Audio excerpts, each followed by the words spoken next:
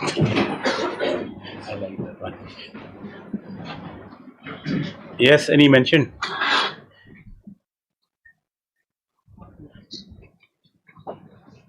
The affidavit. 7. The amendment. Serial number 7, my lord. Where's Lordship, I'm for respondent 2 to 6, Lordship. oh, not Dr. Muzika. Number 7. Yes, my lord. We gave you a policy last time to file, correct? Lordship, Yes, my lord. I have already filed the given the to the local council. There was some mistake in the procedure required for the honorable Okay. High Court. Yes, So he asked me to prepare once again. after 2 weeks, yes. But the request of Mr. Bansal. Yes. The council petitioner, yes. please, your The Lordship. stay may continue. But the stay may continue. Just but it came out from the Supreme Court, correct? This one? Oh no, yes, not the appeal mark, no? Yes, Okay, yes. The interim stay we need to continue. Lordship, I beg to mention item number 8, 9 and 10, Lordship. They're all connected matters. Items number 8, 9 and 10. Income tax No, Lordship. No, this is GST matter. or GST? GST. Yes. Yes. I was ready, but she is asking for adjournment. How long? 1 week, Lordship. 1 week. In the meantime, can I submit the citation? No. Okay, okay. Submit at the time of. Okay, at that time. Yes, after 1 week. obliged. May please the lordship. Item number 2, my lord, at Nokma council matter, the tag matter. 2? Where? Item number 2 of the supplementary list. Oh, Supplementary list. I've taken permission of my learned senior friend, Mr. Sangalasu. I need some time, my lord, for this matter. No, but Mr. Chandra is ready. I have to start, my lord. Yes, So take the lordship Only convenience. confusion is this, my lord. Yesterday I have checked the file because this is a different issue, my lord. An individual has come. Only mistake that we have committed, my lord. In his case, my lord, we have not filed an affidavit. And we filed a supplementary affidavit. Why it was filed, my lord, that is, I'm just tracking, my lord. Affidavit is there. Affidavit, but that is not there. In my file, it is a supplementary affidavit. I just want to get the record correct, my lord, before I. But we're already on the road to hear this matter. Yes, yes. Tuesday, my lord. I'm praying only for Tuesday. So far, Complete the journey item and- 1 is concerned. Item 1, I'm there. Item 2, I'm not there. If your lordship permits me, I'll conclude my submission. You already concluded last time, Mr. Chandra? No, I have No, not no, my lord. started. It was not heard. I have not started. Only the petitioner has. Oh, yes. Oh, sorry. Yes, the Ricky is finished, yes. So I'm praying only for Tuesday, my lord. So because that will, so far the law points are concerned, that will cover the second item also, but only the thing, the facts, Yes, okay. Right.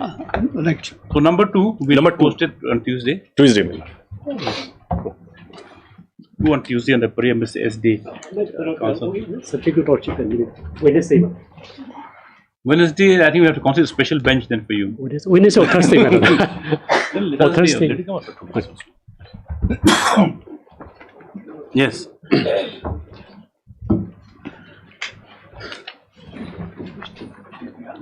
Lordship, item number 11. I'm praying for adjournment this matter, Lordship. Where Dr. Muzika is not here today? He's in courtroom number 1, Lordship. Okay, so. Yeah. Yes. Which one? Yes. Yes, mention.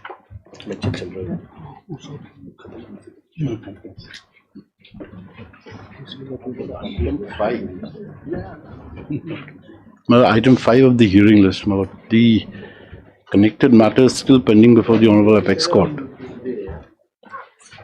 File hearing. Yes, yes, I've seen that. You're the appellant. After 6 weeks. Yes, as the main matter. Is it a? It's an appeal, my lord. It's an appeal. No. In the Supreme Court, what's pending? It's an SLP, my lord, against one of the orders passed by this Honorable Court. As a connected matters pending considered or not, still pending considered for Honorable Supreme Court. This is a matter of 6 weeks to await any outcome. Yes. All right.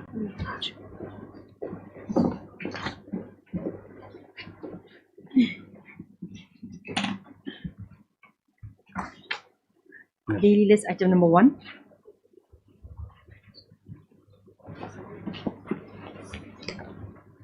No, not supplement.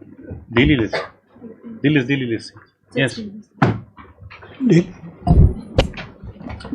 Lord, in this matter, my lord, there's some We'll close development. it. This number 1. Sorry, Alois. No, my lord, we would like to press for it, my lord, because what had happened here is, my lord, Yes. whatever payments were done was under protest, my lord. No, but then jurisdictional will be there. Jurisdiction. No, my lord, because initially the goods were transported from here. Yes. My lord, besides that, the respondent's office is also here, my lord. The part of the cause of action has actually arisen here. There's some corrigendum, correct, with regard to jurisdiction?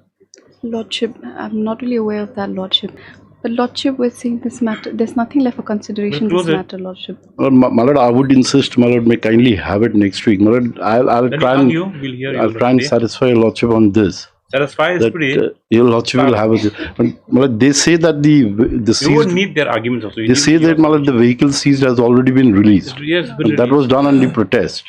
My lord, your lordship is aware, my lord, in this particular matter, what had happened is. Then you have recourse to other alternate remedy.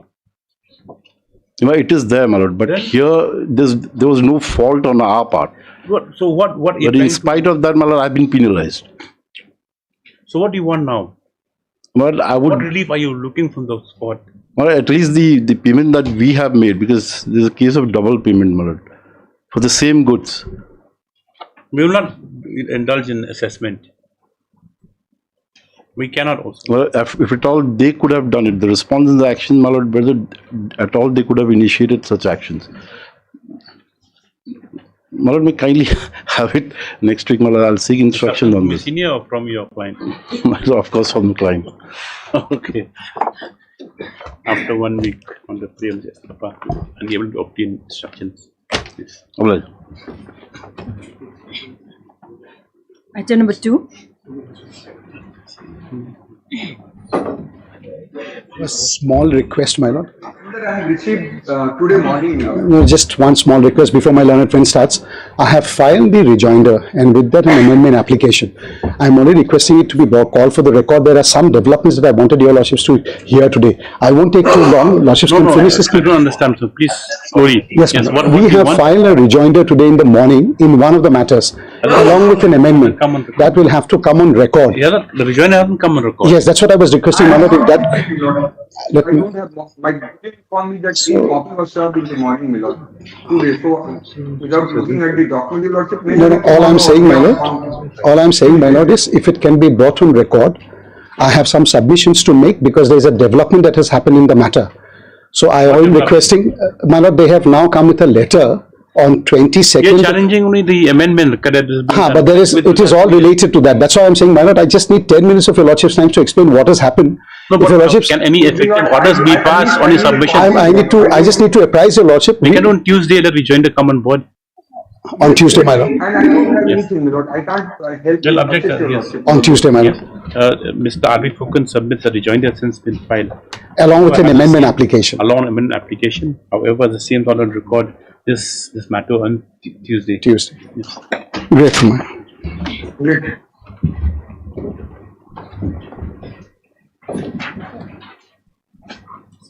Hearing. Supplementary list, item number 1.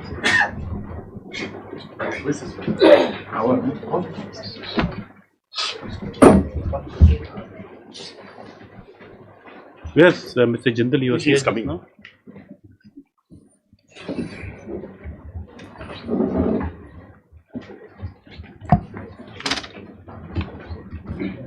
Pending cases.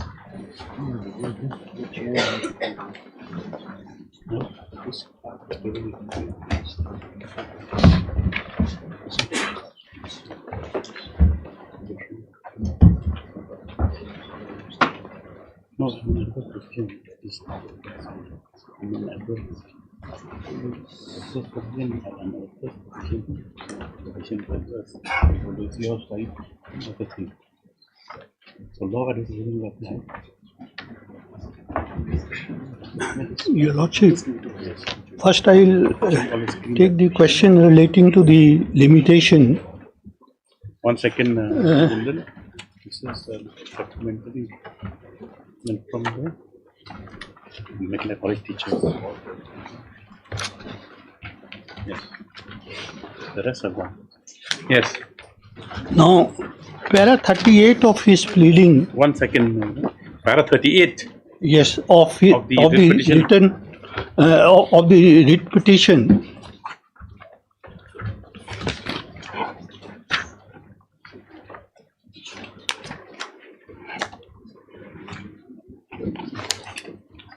Lordship. Yes, please continue. May I read it now? Yeah. That for a long time, the Nokmas were ignorant about their rights, but after a passage of time, they became aware about the legal position and the power which had been conferred upon them by the 6th schedule to the Constitution of India in respect of the social custom and practices. So that's the only ground which they have given in the pleading, that Nokmas were ignorant and therefore they did not come. And know how suddenly they realize that they have a constitutional right. Nothing is mentioned. And your Lordship will further see that their association was registered in the year 2013. Page 23 and 2. They have formed the association in 2013. They could form the association 2013 and approach this honorable court after another 13 years. 13 years. This is, your Lordship, cannot be accepted, that all the Nokmas in the Garo Hill districts and the person residing therein were ignorant. They have formed the association, and I am also informed that the president of the association was IPS officer. He was sitting MDC. He was in MDC. He was a sitting MDC At that point of time. at that point of time. And he definitely would have been aware. Another thing your Lordship will find, that which is very important, that Constitution has not make any reference of Nokma or Aking land, either in the Constitution or in the Schedule 6. Nothing is mentioned. In the act made by under 6th schedule, isn't it? No, there is no reference of Nokma. Garo Social Validating Act. That is the legislation which is passed by the district council. Exactly, but No, legislative competence is derived Yes, from yes. Para 3. That also, your Lordship, I will come. Yeah. I'll come. Now, what they are telling in Para 38, that they were unaware of their constitutional rights. Constitutional rights. My submission is this: the Constitution as a whole has conferred no right to the Nokmas, Okay. and there is no such mention specifically of the Aking land in the Constitution. So the question that they have the constitutional and legal right does not arise in the case of Nokmas. In the case of Nokmas. And another thing your Lordship will find, that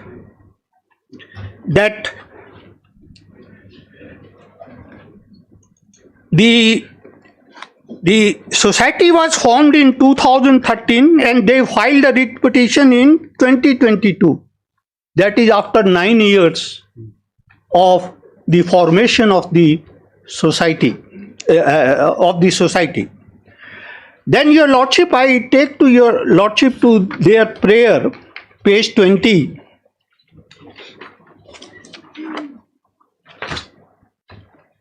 Page 20.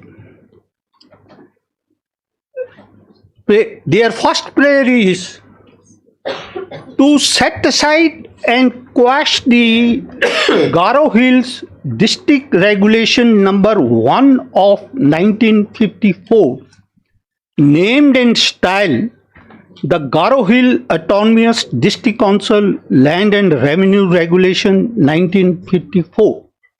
So, Your Lordship, they are seeking to get the regulation set aside, and this regulations applies not only to the acting land but also the other land of which the district council is the owner. So their prayer itself is not sustainable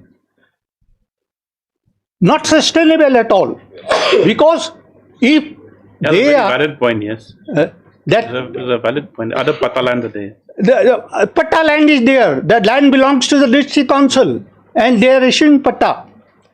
And Your Lordship, another thing Your Lordship will notice, that entire district of Garo Hill Yes. is divided into 10 mojas. Moja number 1, 2, 4 are only the acting land, Yes. where Nokmas are there. Moja number 5 to 10 are the district council land. In my affidavit, I have already stated what are the mojas where the acting land and Nokmas are there, and what are the lands which belongs exclusively to the district council, of which Nokmas have got nothing to do. Another point, Your Lordship, which I want to raise is this, that petitioner hearing is the association, Okay. not any individual. Your Lordship will come to their affidavit annexed with the writ petition at page 21. Yes. This affidavit is sworn by the President and the Secretary of the Council of Nokma. They say that we are the petitioner in the instant writ petition.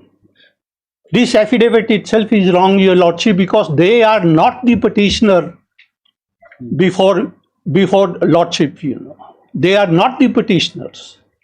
Who is the petitioner here is the Council of Nokma, which is an association.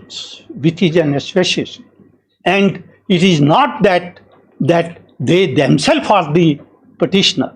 So, affidavit in support of this writ petition, prima facie on the face of it, is drawn illegally with some motive which I cannot find it out why they have stated that they are the petitioner in these instant writ petitions.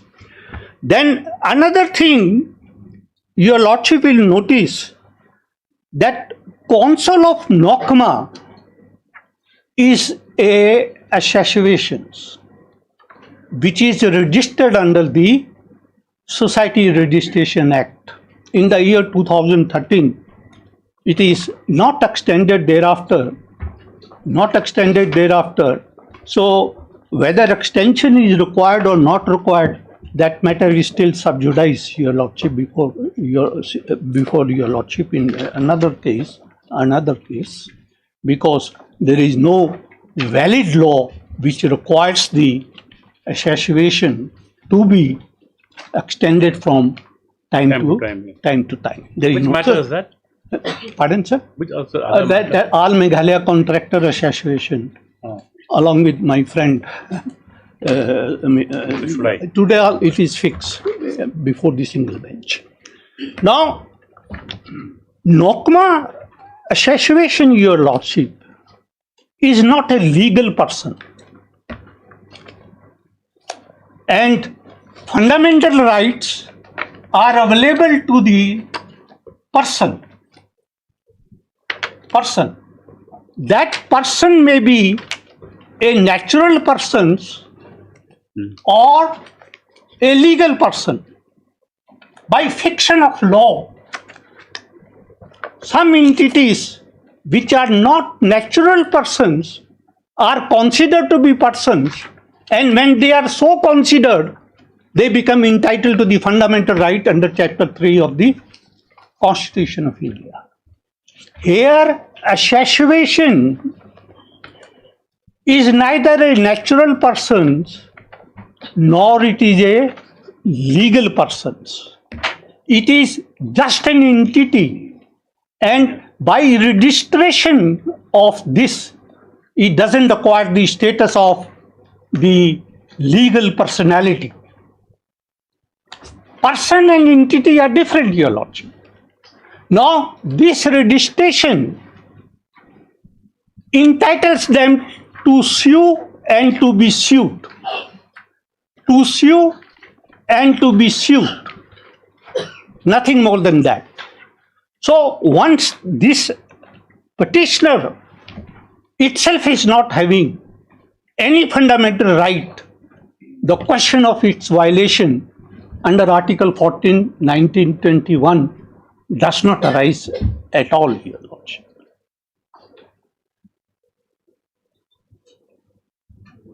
Yes. Now,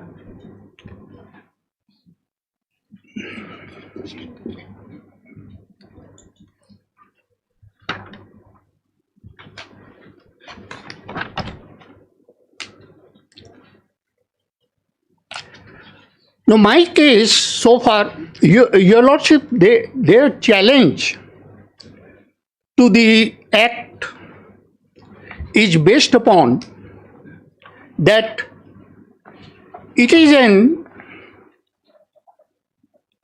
arbitrary exercise of power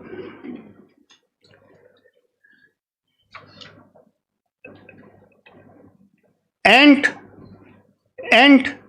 district council has no authority to adopt the Assam land revenue regulations, Your Lordship. It has no authority.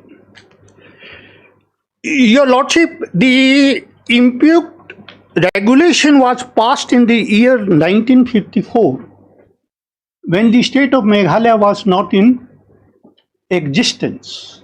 Yes. Not in existence. And that being the positions, according to my humble submissions, state of Assam ought to have been made a party in this matter, because the impugned regulation is much earlier than the creation of the state of Meghalaya. Now, how and in what manner this regulation was passed by the then Assam, composite Assam, state of Assam, is best known to them. And it was only in the year 1958 that the territory comprising of the Garo Hill district was transferred to the administrative control of the Garo Hill District Council. And from that time onward, it became the Garo Hill Autonomous District Council, exercising the jurisdiction all over the tribal area of the district of Garo Hill.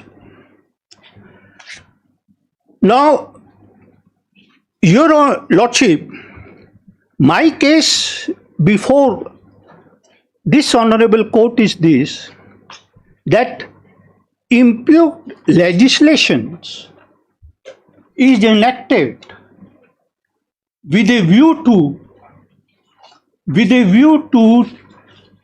levy the fees in lieu of the service which is rendered by the district council to the Nokmas and to the acking land.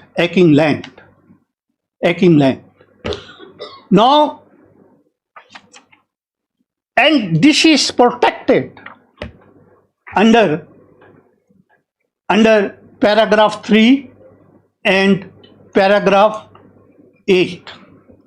Paragraph 3 of 6th schedule of the Constitution, as your Lordship is fully aware, and my friends also will be aware, I'll take your Lordship to paragraph 3. It gives a list of the matter over which the legislative power of the district council is extended. Now, paragraph 8 talks about the taxation power of the district councils.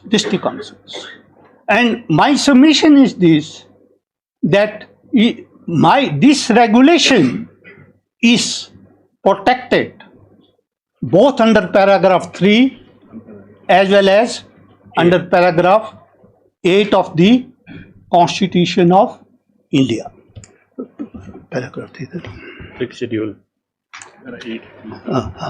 Just see, your Lordship, first paragraph 3.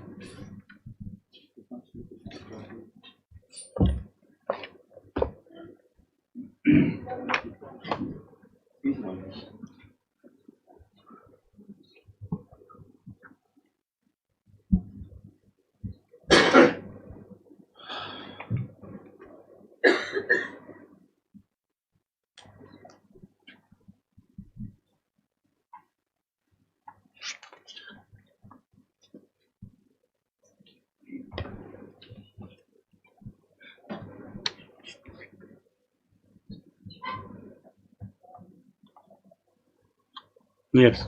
Yes. Now, power of the district council and regional councils to make laws.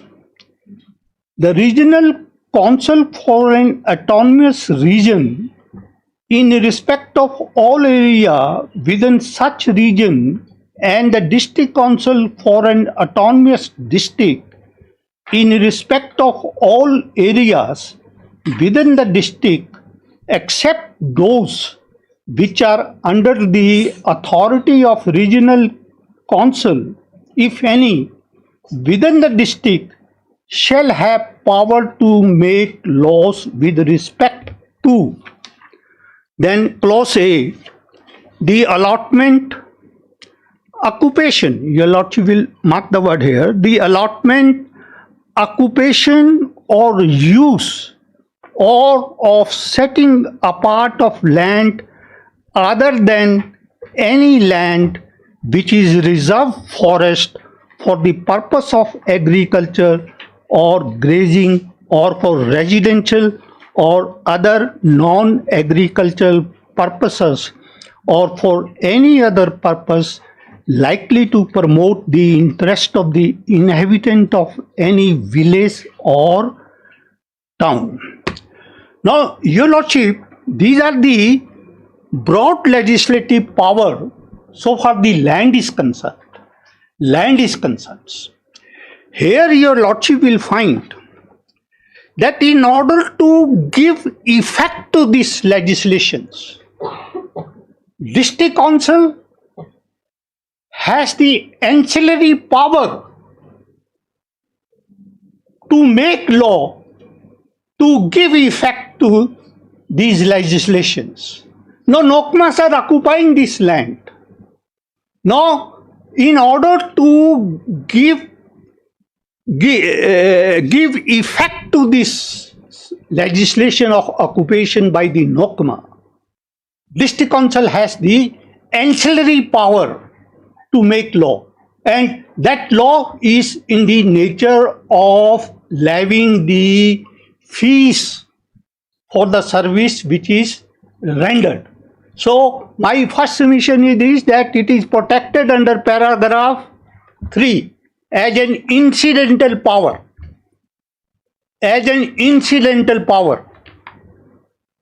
Then in paragraph 8,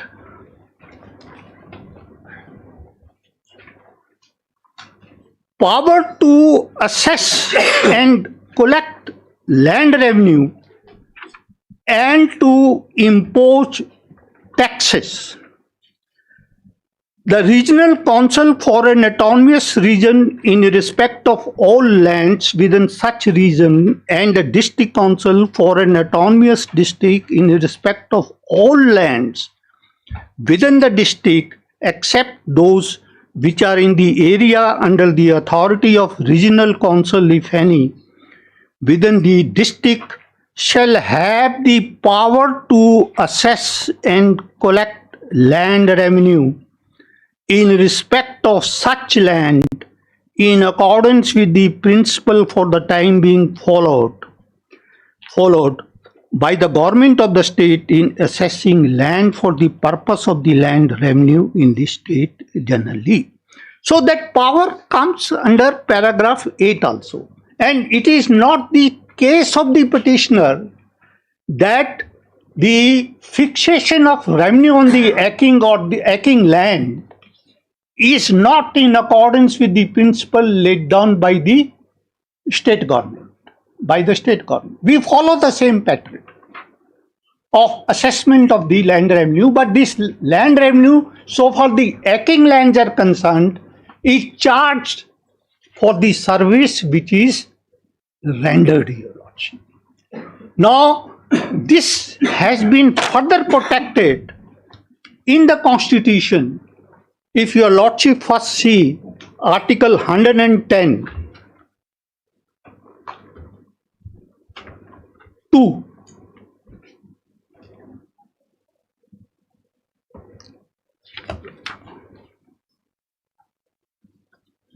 (110) speaks about what is money bill.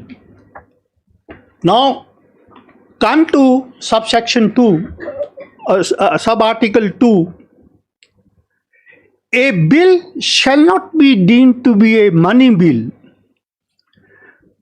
A bill shall not be deemed to be a money bill by reason only that it provides for the imposition of fines or other pecuniary penalty or for the demand or payment of fees for license or fees for service rendered.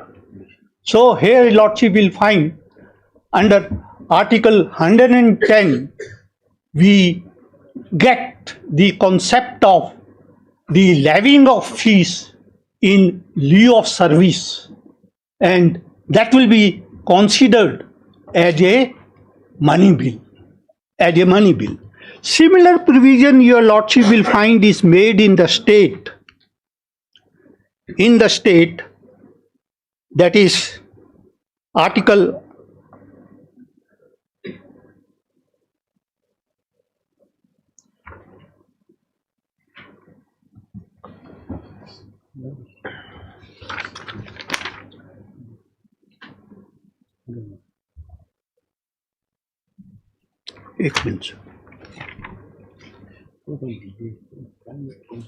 Which article? नहीं state का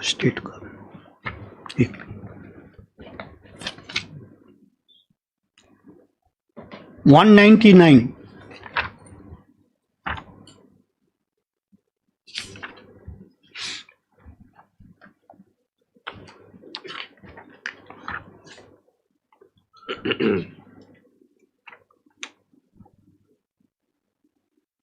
Now, why you are citing this money bill? No, I'm citing this for the purpose of raising the court that fees can be levied for the service rendered. Okay, fine. That is one of the arguments. Yes. Yeah, but then this actually is just incorporates provisions of the Assam Land Regulation into the regulation of 54. Yes. Correct. Yes. And so they are aggrieved with the manner of application, saying that since they are king lands, now the earlier argument was that this is incompetent in a manner first because Moza lands, there are 10 Mozas. Yes. And they will be confined to 4 Mozas. 4 Mozas. Yes. But is the revenue being realized from them now? Yes. For the Akings, they have to pay land revenue. Yes. If and they enter in the Akings entered in the GHDC, maps are drawn, geological tables are maintained with regard to both the Lokmas. So now, what revenue comes there from the registration, or is it periodic? Is it periodic or it's a one-time? Suppose now Akings have been registered since, forget 1954, they've been registered since the early 1920s, during GD Walker's time also. Yes, Walker's time, then the Shaw's time, whatever. Those were pre-independence and pre-whatever. Now, at that time also, was any revenue realized at the time when these Akings were registered and the map drawn and placed in the records of the political agent or the deputy commissioner at the point of time? Yes, Your Lordship. The revenue was paid. Revenue was extracted at that yes. time. We have quoted certain paragraphs. So that we would like to see, because we do have to look at the historical, aspect of whether they were paying earlier, whether these Akings they were existing also. Yes. At the British time, they were recognized. There, the Nokmas were recognized as the clan heads or the headmen of particular Akings. Now they were entered in a geological table since that time. Yes. And then whether at that time they pay revenue, was revenue extracted from them when the Akings were registered? It was there, Your Lordship, right from the time immemorial. Yes, no, we've seen but that. the nature of revenue was different. No, revenue was paid to the deputy commissioner. Was it paid at that point of time? Yes. Has this Or to the jimidars. Because those jimidars is different. That's a different, but regarding to the state authority, because you can say that after independence, now the district council has stepped into the shoes of the that time who held power. That is the British deputy commissioner at that point of time. Yes, that's how we have political agents, and you can say district council also has just morphed. All agents morphed too, because issuance of sanat and this and that. That's a different thing with regard to Khasi. 1935. But in this case, only we want to know whether at that point of time revenue was being paid or not, and whether the adoption of regulation is a continuation of the extraction of revenue from these lands. Yes, I'll satisfy Your Lordship. Yes, we have stated. Your Lordship will just see Article 277. Yeah. Exactly. Use a continuation also. There's something that's even.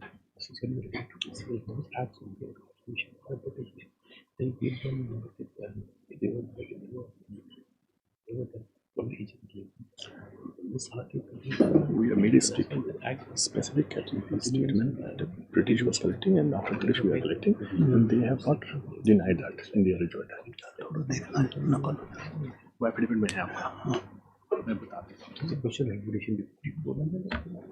Yes. Yes. Just see, Your Lordship, Article 277. Article 277 of the Constitution.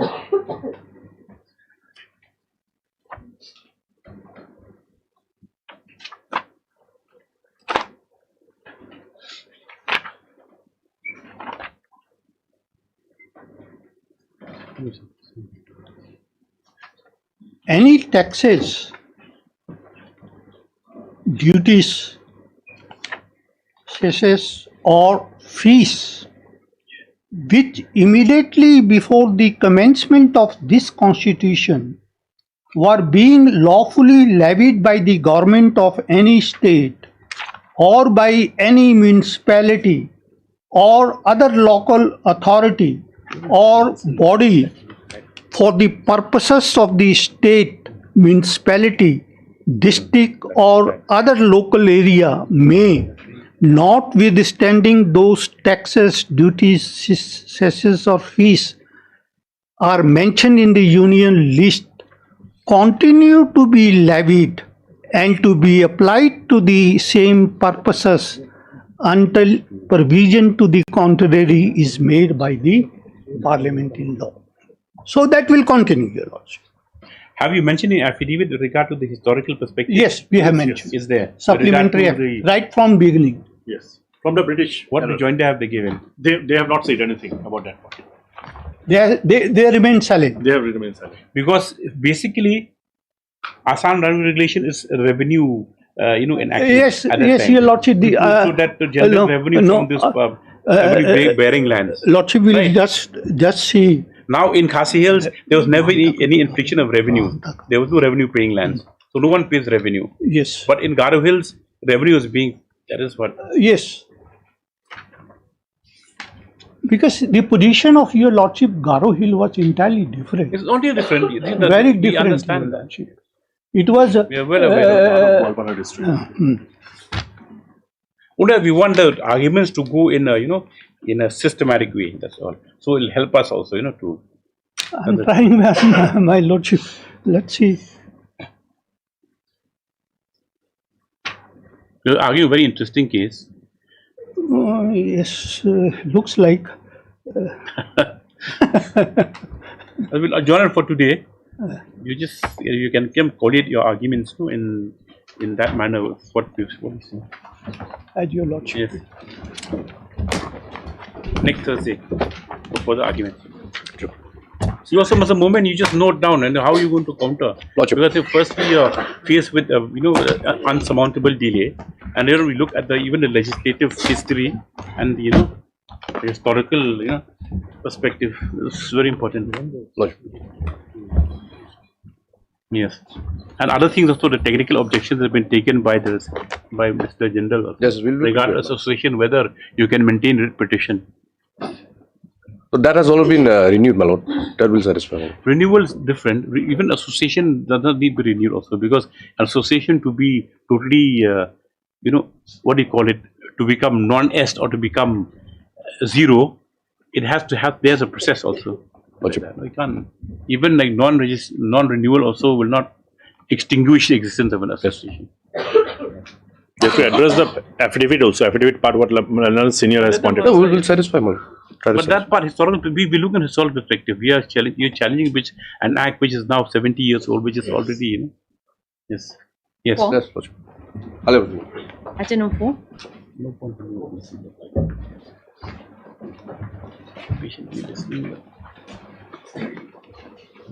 Lords, this matter has been heard by my lords. My lords, only the notes were to be filed. Notes are ready? My lords, filed by day after tomorrow. They're filed? Yes, where's government? You are appearing for the government? No. Actually, Lordship, here what happened, respondent number 3 is arrayed as party. Who's number 3? Regional Provident Fund Commissioner. Why? That's what. Do you have anything to say? No, Lordship, only by name. It seems they have. Record your presence enough. The name means like the arrayed party may be, the respondent number 3 may be deleted because nothing is sought during the course of hearing. Can't be, my lords, because the matter is on remand from the Supreme Court. Lordship can. You file application before the Supreme Court. Lordship. We'll file a short. For deletion. Otherwise, Yes. Lordship. Mr. K. Paul Senior Counsel prays is allowed for the week's time to file notes and written submissions. Yes. That's. Lordship, my attendance may be recorded and state. It may be come out that it may be recorded that I will be allowed to file an application to delete. How can you file here? Was the problem son a party for the Supreme Court? Yes. Then? Was it? It was there, Lordship. In the Supreme Court? In Supreme. Then? Lordship, then my presence may be recorded then. That's what we said, the beginning will record your presence. Lordship. You don't have anything to say, that's well and good. Lordship. Yes. Obliged. Much obliged.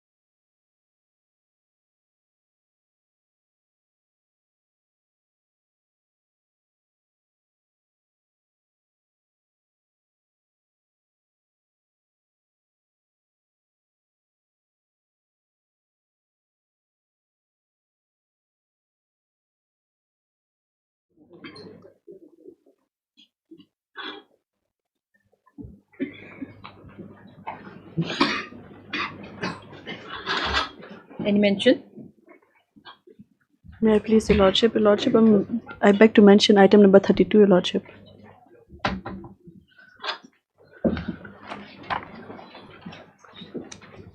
Who's other side? No objection, Your Lordship. Yes. Obliged, Lordship.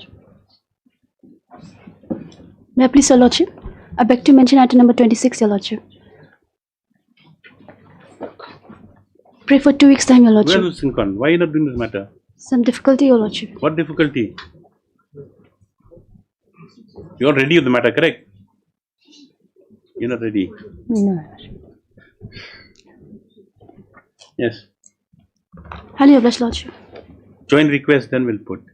Lordship. We'll not put the burden on the petitioner. Yes. On a joint request of the parties, list after 2 weeks. Yes. Please, Lordship, I beg to mention item number 35, Lordship. 35. I'm praying for 2 weeks' time.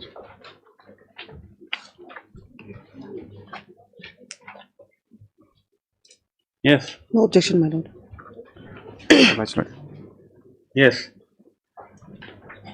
Lordship, I beg to make a mention of item number 33. Number? 33.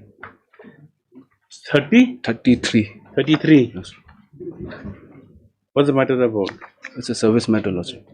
Service matter, well and good. What kind of service? Work charge, Your Lordship. Yes. Yes, make it quick. Yes. Much obliged, Lordship.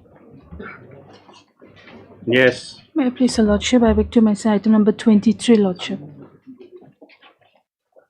Similar paper, item number 24 also, Lordship. Suppose the prayer is rejected. Yes, you have no objection. No objection, Your Lordship. 24 year there also. 24, Lordship. Yes, yes. 23, 24. And similar paper 27, connected, Why? Lordship. It's connected to 30, Lordship.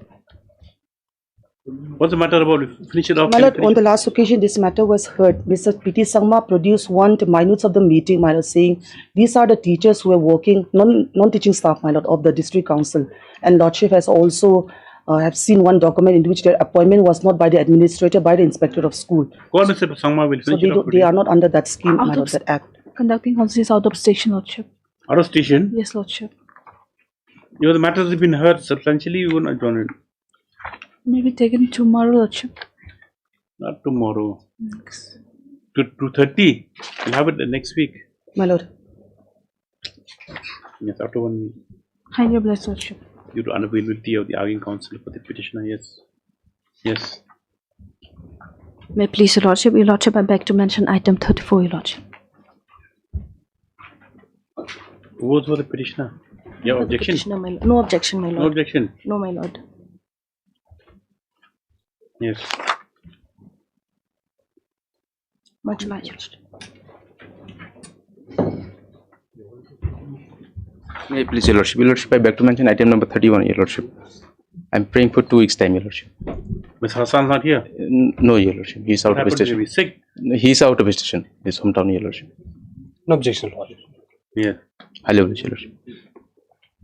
Much obliged. What matters are join? Yes.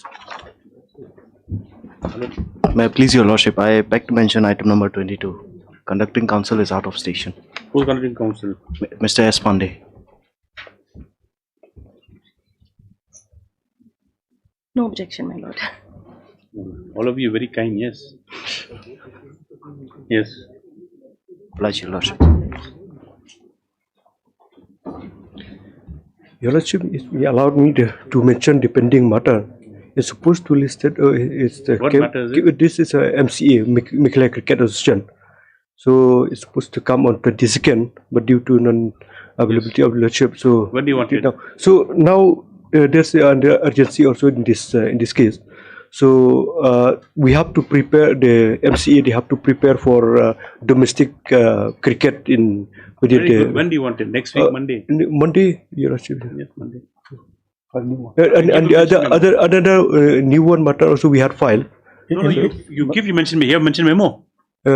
No, it's pending. It's pending You case. prepare to mention memo. I'm mentioning. No, yeah, Lordship. Then mention tomorrow. Yes. Yes. Yeah. You want to matter listed? Yes, come and mention memo. Yeah. Yes. May I please, Your Lordship? Your Lordship, I beg to mention item number 20. How can you mention what? How can you mention 20? Election petition. You're for whom? For the petitioner? Yes, Your Lordship. Have you put an application for adjournment? Yes. Okay. Yes. So yeah.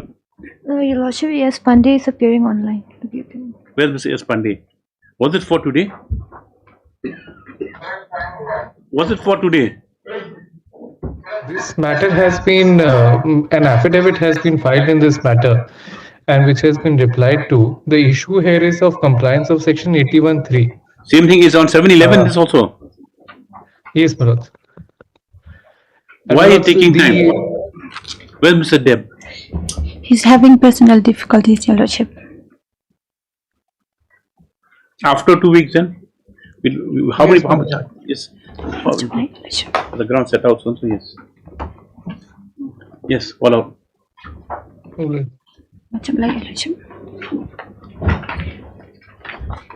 Supplementary list. Item number 1.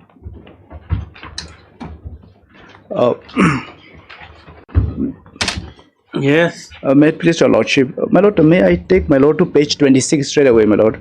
This simple petition, my Lord. Page 26, my Lord. So, my Lord, we have filed a statutory appeal, my Lord, under Rule 23, read with 27 of the Central Civil Service Classification, Control and Appeal Rules, my Lord.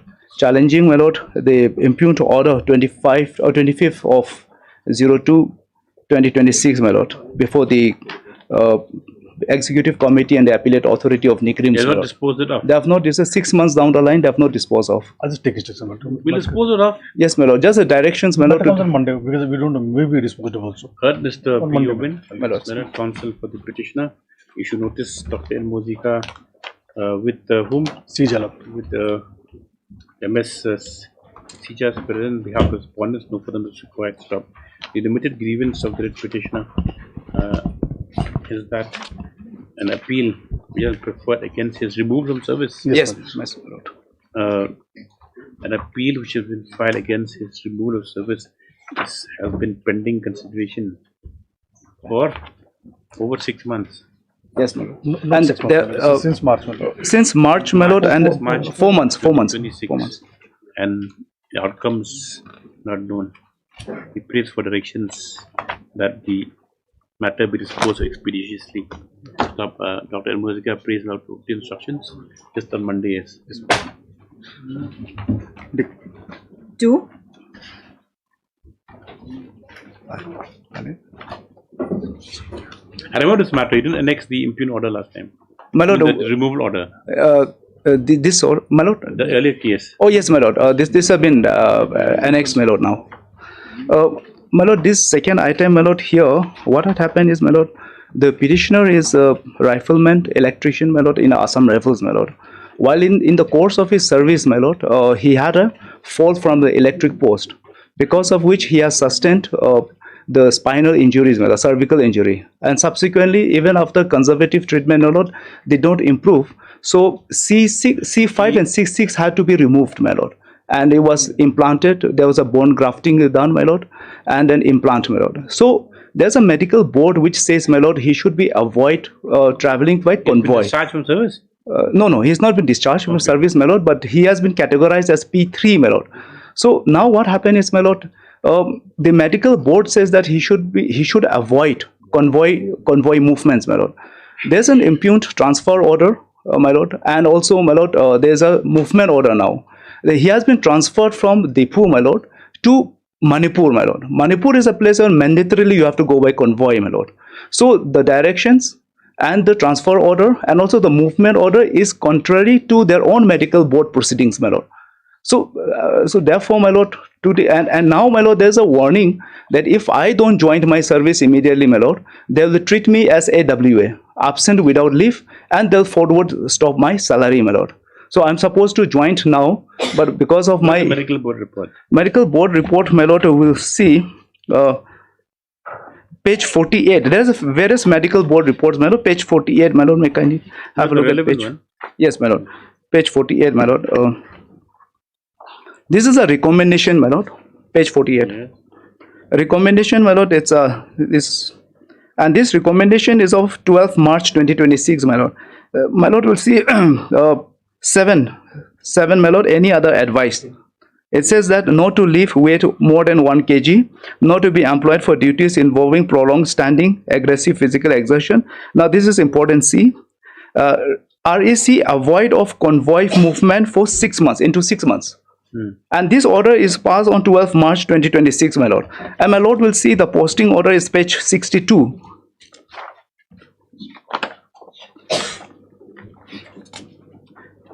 Page 62, my lord, and then that's a posting order, my lord, and page 63, my lord.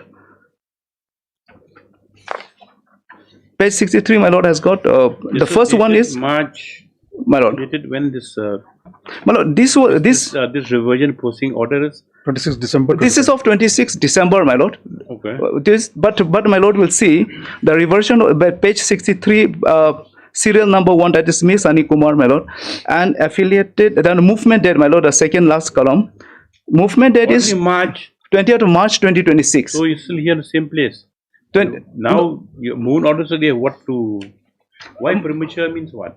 Premature, my lord, I'm not understanding why the premature, but he was under treatment, my lord. He has been under treatment, therefore maybe he was not given. But now, my lord, what is concerning us is page 64, my lord. The type copy is at page 65.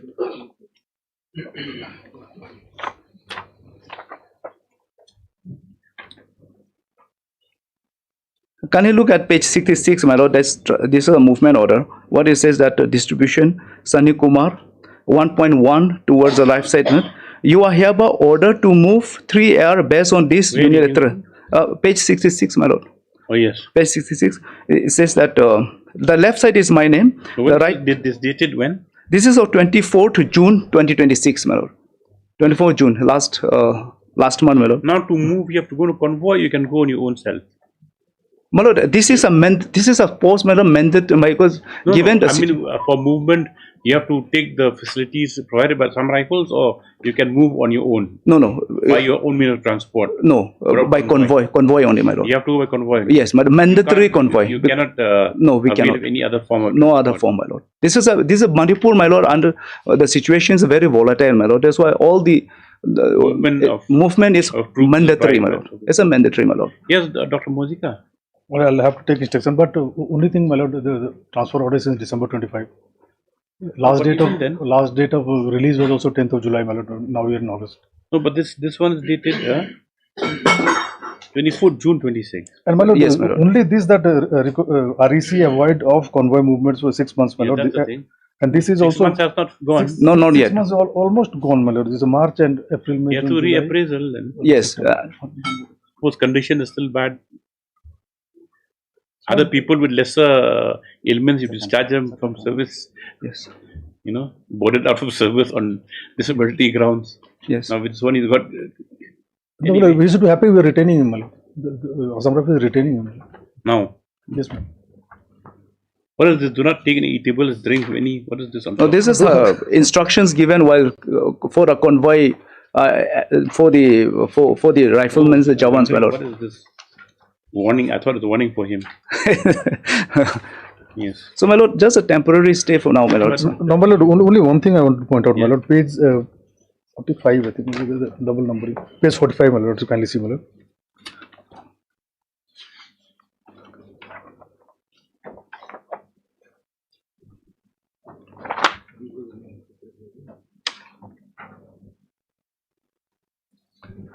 Page 45 at serial number 11, category now recommended. Earlier he was P3 to 224, my lord, from 5th August 25. That is at serial number 8C. Now he's been upgraded, my lord. He's in only P2, my lord. P5 is the stage when he's to be boarded out, my lord. The only thing the consideration was court is that if in the last medical examination, yes, he said 6 months should go on convoy. Now 6 months getting over, then maybe his condition is good now. But it's only that to the extent. Yes. Please give me 3 days time. Is there any other way like he can be allowed to travel to that place, my lord? But they left him there, especially. Or maybe they send a car, my lord, or something. Because, my lord, principal disability, my lord, is yet to be decided. Somewhere in the September, they're going to have another medical board. P2 only, my lord. That's only thing P2. Even maybe I am P2 also, my lord. I'm not P1. Oh, you're not Mr. going to Yobin also. convoy, right? So, Just for 3 days, my lord. I'll take it. Monday, Tuesday. yes, heard Mr. P. U. Bennett, consular petitioner, you should notice Dr. Mosika, MSc Jala is present. We have the respondent of forensics required. Stop the writ petition is directed against a transfer movement order. Transferred order dated? Well, there's a 25th December 2025. 2025 and a movement order dated 24 June 2026. Yes, it's 26th December. 24 June 2026. Stop. Mr. Pubin submits that interference is sought with transfer of the petitioner due to his medical condition, wherein in the last examination conducted on. Well, that is Where's the page? Page 48, my lord. Conducted on. This is page conducted on 12 March 2026, my lord. Where is that? There's a neurological Where OTB. is that page? Page 48. Page 48. Last will be conducted on 12 March 2026. The advice is that the petitioner is not to be, is to avoid convoy movements for 6 months. Stop. The submitted learned counsel that due to the injuries suffered and 6 months having not elapsed, the transfer order and the movement order is therefore at the rule has not taken into consideration the medical report which has the advice contained in the medical report. He therefore prays that at this stage orders be passed for keeping the said movement order in abeyance. Stop.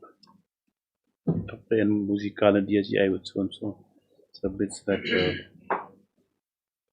prays that on submissions of the learned counsel prays he will have 3 days time to obtain instructions so as to the exact situation and condition of the petitioner. Accordingly, this is matter on Tuesday or Wednesday? On Tuesday. Tuesday. My lord, on Tuesday. 11th. I'm sorry, sir.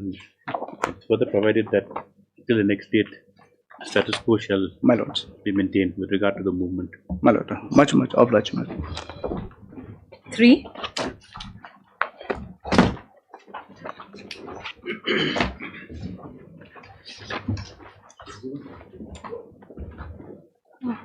May I please, Your Lordship? Your Lordship, in this case, the respondent KHDC has issued an order, Your Lordship, order dated 21st July 2026 in order Where? to 31st July 2026, Where? which is at page 29, Your Lordship. The translated copy will be 130. Yes. 129. Yes, the translated copy will be 130, Your Lordship. Lordship has got it, Your Lordship. 1.6. Yes. So, who's you? You are the inspector of mines and minerals. no, Your Lordship. This is forwarded to the KHDC, Your Lordship, by the Undersecretary. No. Who's this? You're the petitioner. 1.6. No, Your Lordship. I'm the headman, Your Lordship, in this Who's the case. inspector of mines and minerals? They have forwarded to. What is the connection with inspector of mines and minerals with this Darbar matter? My lord, the officer they appointed him just to conduct the referendum on the inspector of mines and minerals. My lord, because a shortage of other staffs, they requested him, so he's supposed to conduct the referendum tomorrow. I agree with the argument of my Eastern friend. My lord, the referendum is supposed to be held tomorrow. Only her grievance is that the voter list, my lord, voter list should be as per the list prepared by the authorities. What happened, my lord, on 25th February, the petitioner submitted the list, voter list, and hearing was taken place by council, giving all the opportunities, and all of them agree that okay, voter list should be as per the list submitted by the petitioner, my lord. So this council, my lord, proposed to conduct the referendum tomorrow as per the voter list submitted by the petitioner. Why referendum? It's for election or referendum? What happened? There was a dispute.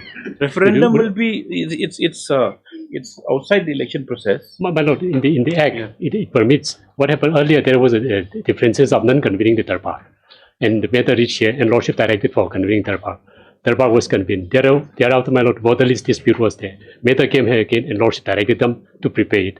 So that process was on. In the process, my lord, complaint came up for district council that the villager has lost the confidence.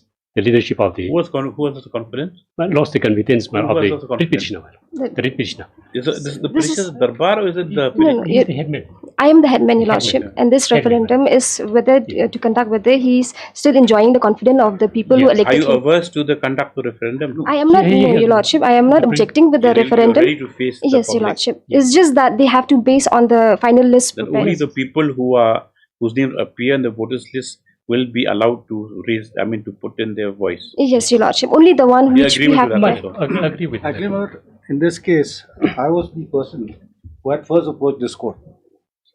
And who are you? We are the residents of the village.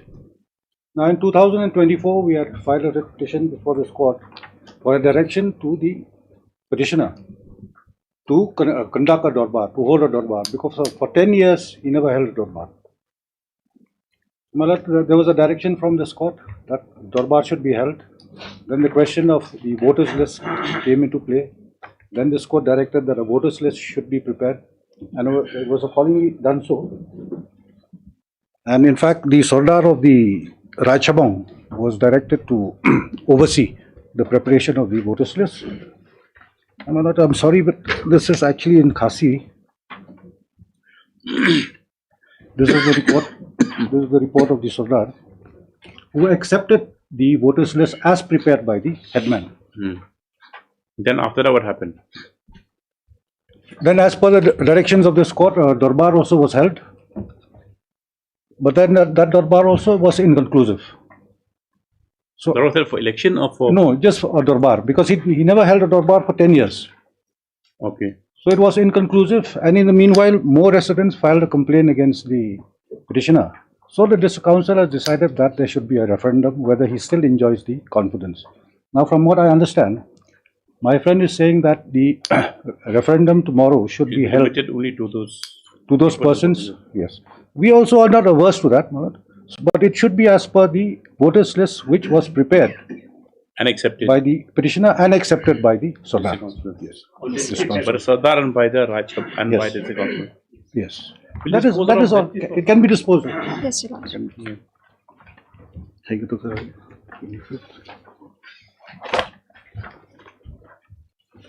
Yes, the petitioner who stated to be the 25th headman of village Uruksaw Wabathaw is before this court with a prayer that directions be issued to permit only bona fide residents and local electors whose names have been duly verified and born on the official voting list prepared by the petitioner and accepted by the respondent. And accepted by the Sardar of and accepted Rajchabang. by the Sardar Rajchabang and its council respondents to be taken into consideration for participation and for the right to vote in referendum, which is scheduled to be conducted on tomorrow, 7th August 2026. Stop. MS A. Kharshi and Senate Council Petitioner. What submission? Why do you file this then? Submitted that due to apprehension. Yes, that, apprehension. That the referendum may include other persons who do not figure in the voters list taking part in the referendum, which may result in what? Result in the dislocation of the referendum process. He prays that the voters list which is prepared and accepted be adhered to by the who's going to conduct the referendum. It's the by the designated official of the respondents number 1, 2 and 3. Yes. Yes, in conducting the referendum. So, next paragraph. Mr. Chagreso is a counsel with MS Hajong and Mr. T. Dino is counsel with Mr. So-and-so or respondent so-and-so have also concurred to the submissions and have jointly submitted that the voters list that was prepared by the headman was since accepted by the respondent by the respondent number 4 bracket acting Saraj Chabong, and the same has also been confirmed by the respondents 1 and 2. So, as such, they have concurred. Yes, on hearing the counsel for the parties, it is. Let it be clear, my lord, that as per the letter of the Sardar dated 9 February. So that Yes. After that, stop Shagata, Mr. T. The council has also drawn the attention to the court, has also produced a communication stroke letter dated 9/09/02/2026, though in the vernacular, which shows that the voters list prepared by the petitioner has been accepted by the respondent number 4. The same is noted. Stop. Now stop. The same noted. Next paragraph. On hearing the counsel of parties and seeing that there is no dispute as to the manner in which the referendum is to be conducted, that is on the basis of the voters list prepared by the headman and accepted by the letter dated 9 February 2026 and also endorsed by the respondents 1 and 2. It is directed that in the referendum held tomorrow, the respondent number 3 is therefore directed. The respondent number 3, who is to conduct the referendum, they are directed to ensure that only the persons who are named in the voters list will have the right to vote in the right to vote. Stop. Now, with the above note directions, matter stands closed in this close of this. Copy of the communication zone vernacular is taken on board and made part of the record. Yes. Much obliged. Daily list item number 1.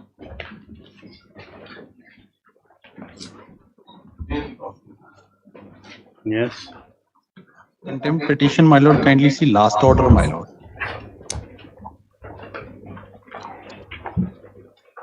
With the local council. No. Yes. Where's the personal appearance? Affidavit file. Only we have complied with, my lord. We have taken steps on compliance. Oh. So you have to threaten personal appearance, then they comply.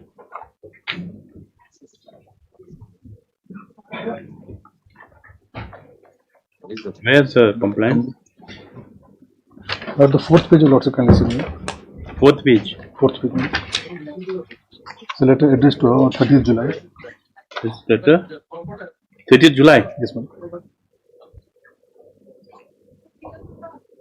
Para 1, it is submitted. Yes.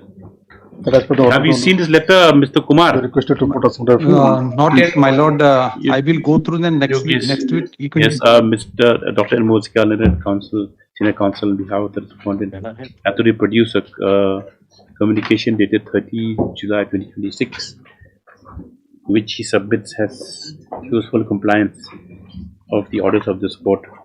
A copy of the same is made over to the local council MS PJ3S. Just after 1 week. Yes. Instructions my lord. To be obtained by petitioner. Yes. Obliged. Deep lordship. 2. This is that contempt, my lord. What is it, Fugan? Have you filed affidavit? Your lordship. Why? Lordship, I'm praying for 1 week's time to file. What contempt is alleging contempt of?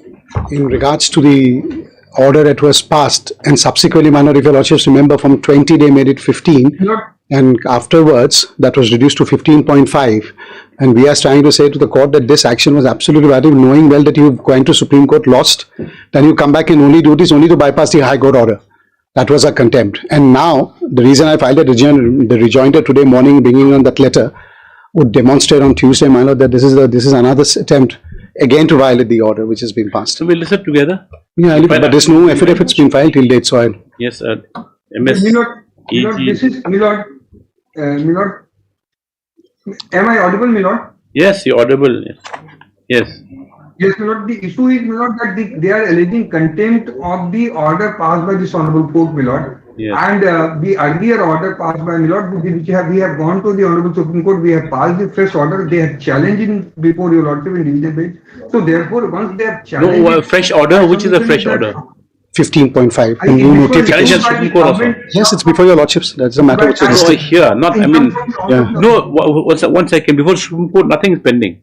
No, this has come back. Once the first round of litigation finished, my lord, they came up with another notification which you have challenged again. Okay, okay. Yeah, that is before your lordships, which is listed in the morning.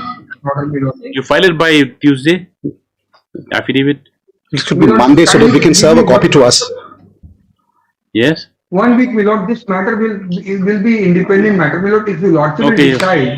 Yes, as paid by the Life Journal, 1 week for the time is allowed for affidavit. Yes. Let's take up that matter first. We'll see what you have to say. First, your lordship will decide the main matter, Milord. Your lordship will decide the main matter. They should at least file a reply to this, my lord, at least when that direction should be given. You have filed rejoinder today morning, Mr. You have taken so much time. So much.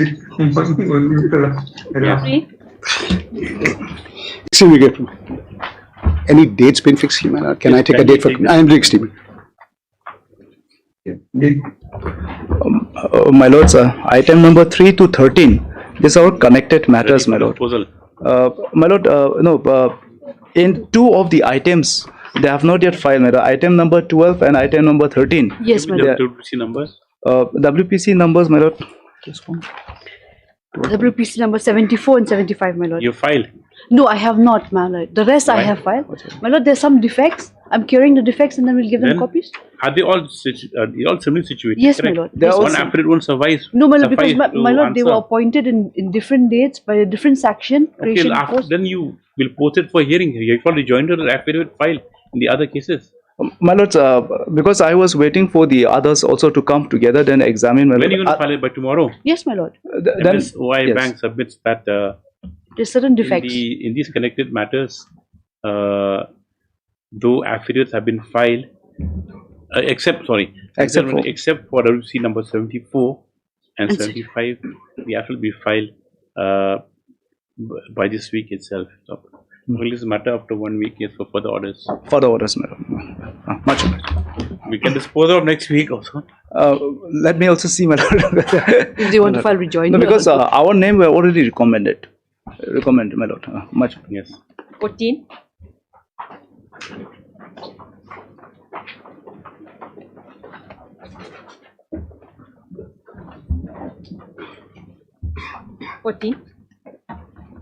Well, in this matter, because the instruction what I placed in last occasion, the details, because you lots of 1 second.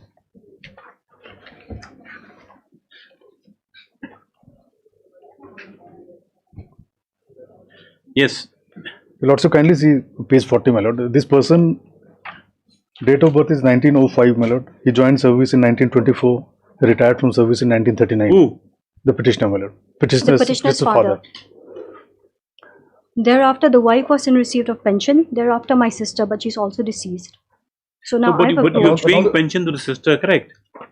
My lord, what we asked them to give us correct details, because the regiment number of the he was born 1905. My lord, retired from Assam Rifles in 1939, my lord. Your lordship, here what they're asking us is for the correct. And he died when? 89, 82.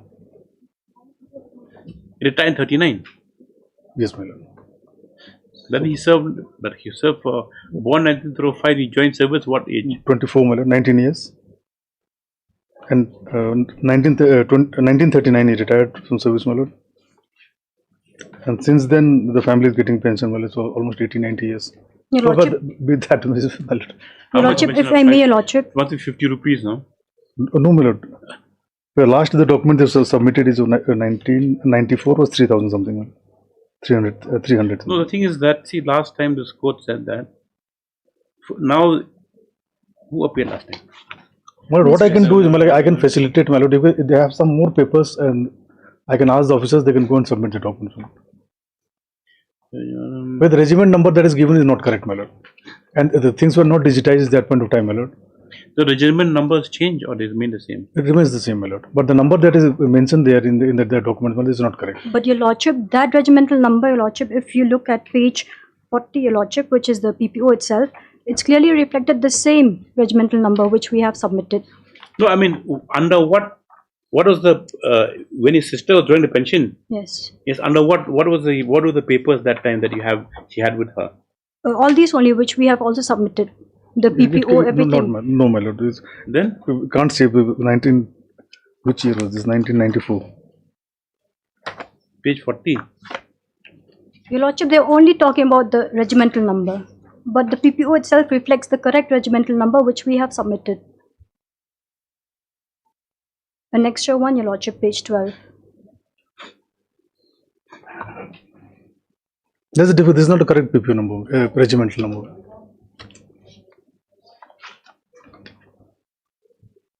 So what to do then? So they can try to look for some more documents, my lord, and they can approach the department. Department is not. No more documents. That's all they have. And which part of Mizoram did he come from? You say it's very remote part of Mizoram. Lunglei, your lordship. How do you solve these kind of issues then? That's the thing. It's not digitized. We have to take out all the files, all regimental numbers. No, but last, when did your sister die? My sister died 2004. 2004 she died. Now you're coming after how many years to pay the pension? 2022 she approached for pension, your lordship, because she was not aware that she was still eligible for pension. That is why.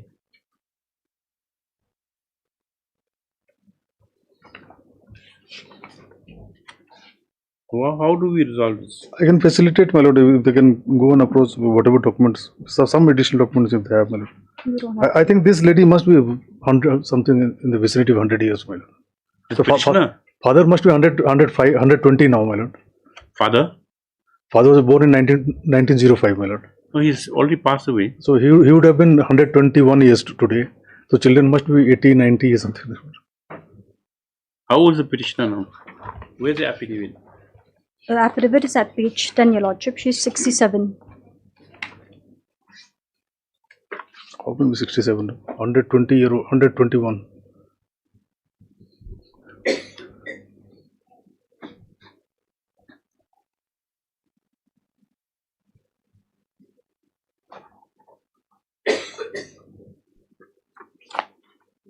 Anyway, take down. Totte and Mozika submits that the documents that have been furnished by the petitioner are insufficient to process the payment of pension if admissible.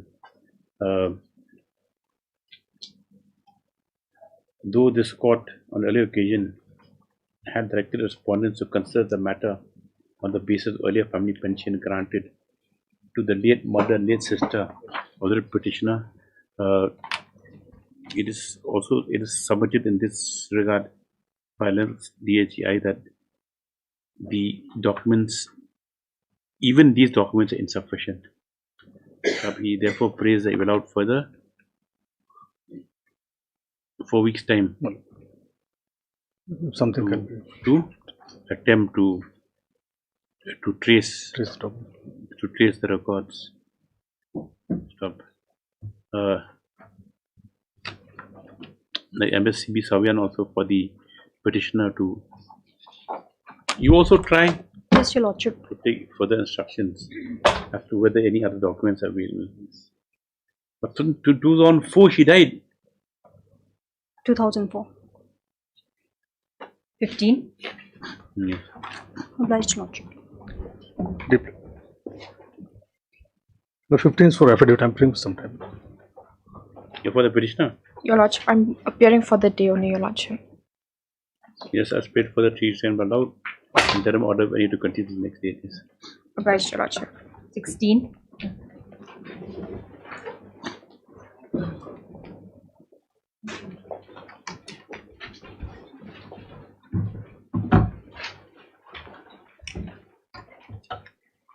What's the matter about?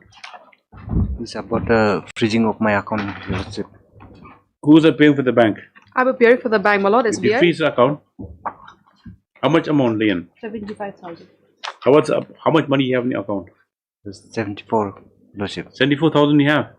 My lord, I'll have to seek 75,000 bill instructions. frozen. Have to seek instructions, my lord, whether it's the entire 75 or 74. Who's leading you this matter? You're doing yourself. Who's with you in the matter? My senior, Lordship. Who's he? SD Sangma.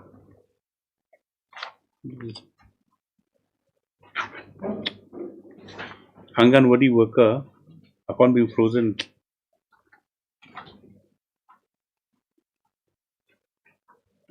I'll have instructions by the next day, my lord. Which bank is this? Rani Kaur, lordship. State Bank? Yes, lordship. Yes. Yes, my lord, my instructions are that this matter arised from a FIR that was filed in a different state, but we do Where? not have this information, my lord, because How you won't have you for the state, correct? yes, my lord, the investigation officer instructed me to say this, my lord, because he went to the bank to get the details, but the bank said You that can't they make this filed- kind of vague submissions, file another state. You're the police, you have to know exactly We did, my lord, we did ask for information, my lord, but the At bank least after 2 weeks My lord. to allow the respondents to obtain specific instructions. Much obliged, lordship. 17.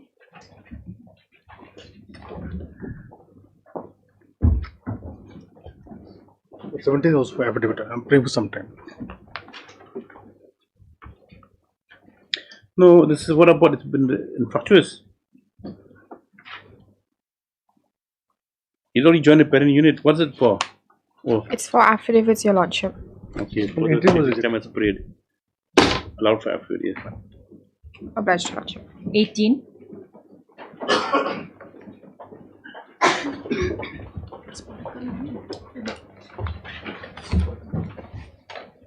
May it please your lordship, I'm entering appearance on behalf of respondent number 4, my lord. Lordship, what has been challenged before this honorable court are orders that have been passed by the district council, my lord.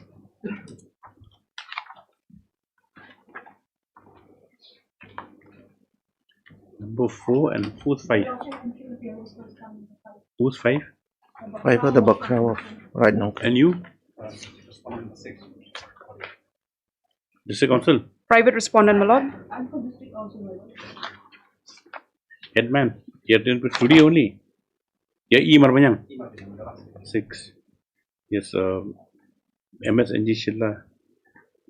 Their consented appearance today on behalf of respondent number 4 and MSCB Sayan for the respondent number 5. As such notice is complete on all the respondents. You want to file affidavit? It's against.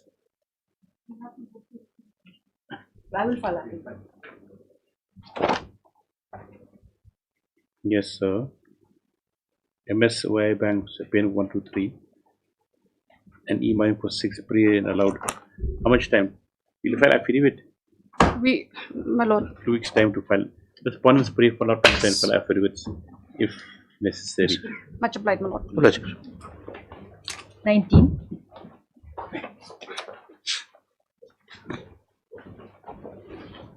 May please your lordship. Lordship, brief some time to file my affidavit, my lord. Yes, second times come only. Yes, my lord. Lordship, this is a matter all Meghalaya Contractor Association. My instructions are this, that they haven't yet issued the work order. If they are seeking time till the next date, then let it be not issued. If not, When you file it? understand. 2 weeks. 2 weeks. 2 more weeks. I've paid for the 2 weeks. Sir. It's already there. Outcome, subject outcome. My lord. Yes. 2 Much obliged. Hearing. Supplementary list 4.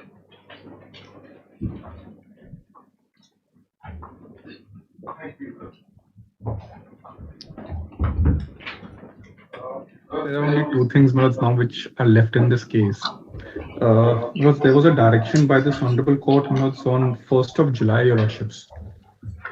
Your lordships may kindly have that order of 1st of July minutes for a minute.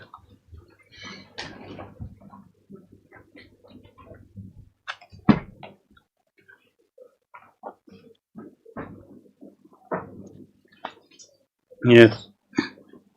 May kindly have the first page. I'm reading from the last paragraph. It is not understood under what circumstances the second memorandum of charge sheet dated 19th June 26 has been issued. It is important to note herein that this court by order dated 10th of June passed in MC so-and-so has categorically directed on a statement made on affidavit by the respondents that the sealed cover would be opened. For the sake of convenience, the relevant part is reproduced. Now, may kindly have only the last 3 lines of this. Yes. These actions of the respondents will only fortify the assertion made by the petitioner of a vendetta against him. The court takes very serious note of the conduct of the respondents and will ascertain as to whether the fresh memorandum of charge has been made with a view to circumvent the order of this court and the due process of law. Further, if the orders dated 10th of June 26 are not complied with faithfully by the respondents, the court will be constrained to pass further orders to the detriment of the respondents. A copy of this order be supplied and listed on the matter on 13 July for compliance and for further orders. But there are 2 things left, my lords. First is, my lords, whether this order has been complied with or not. My lords, let me just say it, my lords, very fairly. My lords, during the course of proceeding in a different case, my lords, between the same parties, it has been confirmed by the my lords, learned senior that yes, the sealed cover has been opened. My lords, the finding, we do not know whether it has been opened or not. My lords, we have not received any document. My lords, that may be a prize to this honorable court. That's the first thing. But the second thing which your lordships very categorically noted in this case is whether the action of the respondents are only to circumvent. My lords, I would recollect that there was an application after the judgment was reserved in this, my lords, case. I filed an application and I showcased that there is a list in which my name is figuring in the names of the people whose name is under sealed cover. And my lords, I had also shown the name of one Mr. Dixit. Yes. I had also shown the name of one Mr. Dixit who had an interim order in his favor from Honorable High Court of Sikkim. But my instructions are that even he has received ad hoc promotion, Marods, ex officio. But he has been promoted on the basis of an interim order. Now, Marods, what is happening is, today, Marods, the learned senior will, Marods, apprise whether the sealed cover is opened or not. But today, the only thing which stands against me is the APAR, which is already under challenge before this honorable court. But if I am fit, then I have to be promoted. But if I am declared to be unfit, in other words, the only thing which is pending before this court is the challenge to the APAR. But as far as this matter is concerned, that's a different petition. Oh, this one. Sorry, the APAR is this is the same writ petition. Yes, Mads. APAR is under challenge. APAR. And Mads, just 1 minute. I'm so sorry, sir.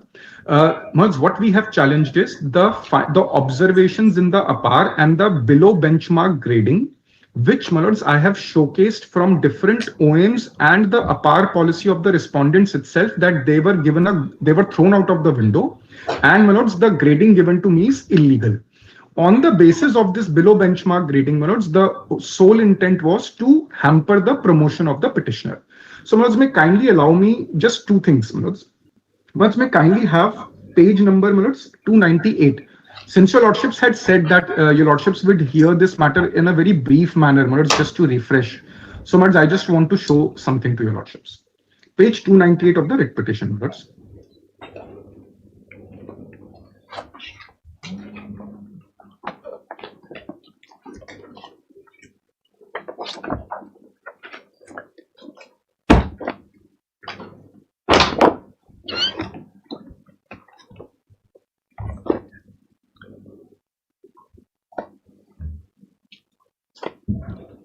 Yes. 297 will show this is the complete compilation on how the APAR system works, what is the objective and what is the manner in which it is to be conducted. 298, your lordships would recollect, minutes, I had read paragraph number 1.2 till 1.5. But since I am re-arguing, I will only refresh your lordship's memory. Merds would see para number 1.3, 4th line. Words, it is to be done in an objective and impartial manner. But I'm only refreshing your lordship's memory, Manas. And words, para number 1.4, the system of APAR on the performance of government servants is a means to an end and not an end in itself. The ultimate goal is to optimize the achievement of the government policies and programs. Now, Manas, may kindly have the next line. The main focus of the reporting officer should therefore be development rather than judgmental. The APAR should be a true indicator of the achievement of the government servant. It should not be a mere tool to control or discipline him. So, Mads, I'll just pause here. Mads, I'll only show how this exact line has been violated in my case, Mads. What's para 1.5 also, Your Lordships, I am relying on. I'll quickly just go through it. The system of APAR has two principal objectives, and the reporting officer should have a very clear perception of these objectives. The first and foremost is to improve the performance of the subordinate in his present job. The second objective is to assess the potentialities of the subordinate and prepare him through appropriate feedback and guidance for future possible opportunities in service. The Your Lordships may kindly have the impugned APAR, which is at page 55.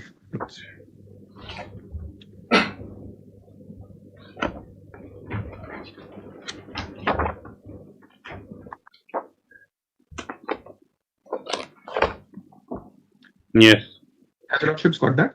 Once at the top, Your Lordships would see report for the year period from 4th September 22 to 31st March 23. So much, this is the only period which has to be considered for my APAR. Then Your Lordships would turn to page number 58.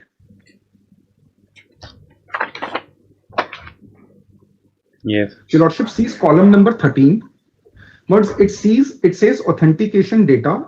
Second last column, Your Lordships would see guidance improvement communicated to the officer reported upon. Yes.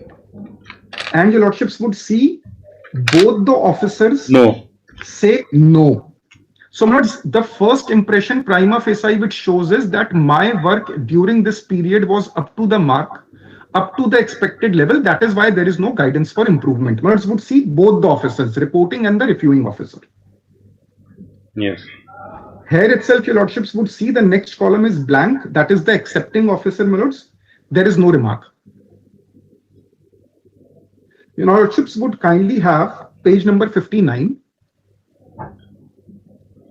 Your Lordships would see part 4, Roman 4. Now, my lords, there are only 4 ways in which the grading can be done. First is between 8 to 10. Grade between 8 to 10 is outstanding. Your Lordships has that. 8 to 10. The first says grade between 8 and 10 will be outstanding. Yes. Second is grade between 6 and short of 8 will be very good. Notice why I'm saying so is because minimum 6 is required for APAR to progress for the promotion. So 6 is the minimum requirement. But grade between 4 and 6 will be good. So much good is in any way not bad, because for it to be below good, it has to be 4 or below. So much good, kindly just keep this in mind. I'll be coming to this in the next 2-3 pages. So for promotion, it has to be minimum 6. Now, my lords, may kindly have below this only, Lordships, the assessment of work output. What's the heading says assessment of work output. Your Lordships would see the reporting officer is on the left and the reviewing officer is on the right. But everywhere the marks have been reduced. Merds would kindly come to these 2 things I have shown. Merds would see the third last Roman 7 capacity to work in time limit. It says good. So Merds, even the reviewing officer in grading system gives me marks. 1 second. Merds, page number 59, third last. Roman 7, capacity to work in time limit. Right, okay. And what's everything Your Lordship sees is 6 or 7, barring 1 or 2 minutes. Leadership qualities and everything. So minutes, by and large, my grading is considered to be good even by the reviewing officer. That is in the grading. Minutes, next Your Lordships would turn to page number 60. Has Your Lordships got that? Yes. Therein, Your Lordships, I had notified Your Lordships, I had submitted Your Lordships that if Your Lordship sees the reviewing authority, first the marks were written in pencil to ensure that the marks are reduced, and then it was fair copy, it was written in a pen. Marads would also see certain markings in pencil in the reviewing authority column. But what I am concerned with is serial number 19, integrity. Your Lordship sees 9 and 5. Has Your Lordships got that, Marads? Yes. But reporting authority who was directly overseeing my work gives me 9, and a reviewing authority gives me 5 and mentions doubtful besides that. What's 2 things I'll be showing here? One, the reviewing authority cannot give me any grading on integrity. The rules do not permit. Second, my lords, even for arguing against myself, even if it is assumed that reviewing authority can give me grading, there is only 3 manner in which the integrity can be counted. One, if it is beyond doubt, you will mention it beyond doubt. If you have not observed my work for a sufficient time, you will say that I have not watched the officer for a sufficient time. And if I am considered to be of doubtful integrity, this column will be left blank. There will be a secret note initiated. The basis for saying my integrity is doubtful have to be referred to the concerned authority. There will be a disciplinary proceeding or principles of natural have to be complied with to give me an opportunity as to why my integrity is doubtful or not. Once that proceedings have reached a conclusion, then this will be filled up. So without giving me an opportunity, there cannot be any marking of integrity as a doubtful. But I'll come to that. Mods would see just below this column 20 minutes. Relation with public, everywhere your lordships would see the reviewing officer has given me 6, 8 and all that. So what I'm pointing out is the grading would show a very different picture from the pen picture. Your lordships would see next page, page number 61. What's the reporting officer gives me in row number 27, 7 grade models. There is no negative remarks in the pen picture. So much pen picture cannot be in contravention of the grading system. Your lordships would kindly have page number 62. That is what I'm concerned with.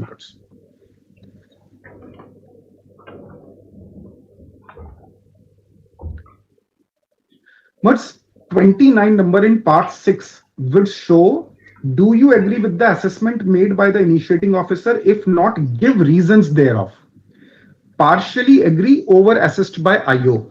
I had argued initially also, reasons means categorical reasons. What is the fault in the grading given by the initiating officer? It cannot simply be a conclusion that you have over assessed. How you have over assessed, where you have over assessed, what is the basis of what is wrong in that over assessment.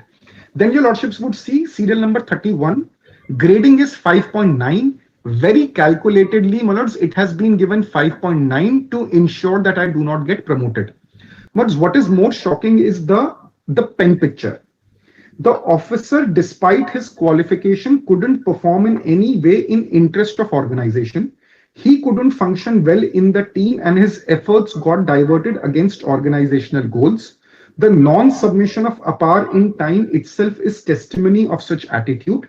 His loyalty to organization is shaky. Below that, he continues on the same page. And he is in the habit of criticizing his superior officers and disobeys their orders. He is an habitual offender. These remarks come on 26th September 23. Two things, such kind of remarks dehorse any disciplinary inquiry, dehorse any mention of event or incident wherein I have disobeyed, wherein I have acted against the organizational interest, wherein it can be shown that my loyalty to the organization is shaky. These remarks cannot stand. Two, my lords, once the last deadline for making these observations by the reviewing officer crossed on 31st August, 26th September remarks cannot be taken into consideration. Now, let me kindly have, in this also, he has given reasons, the serial number 32, the IO has been liberal in his assessment. But as per the policy, I make my representation on 9th of November at page 247. Page 247 of the writ petition, Page 147. 247 minutes.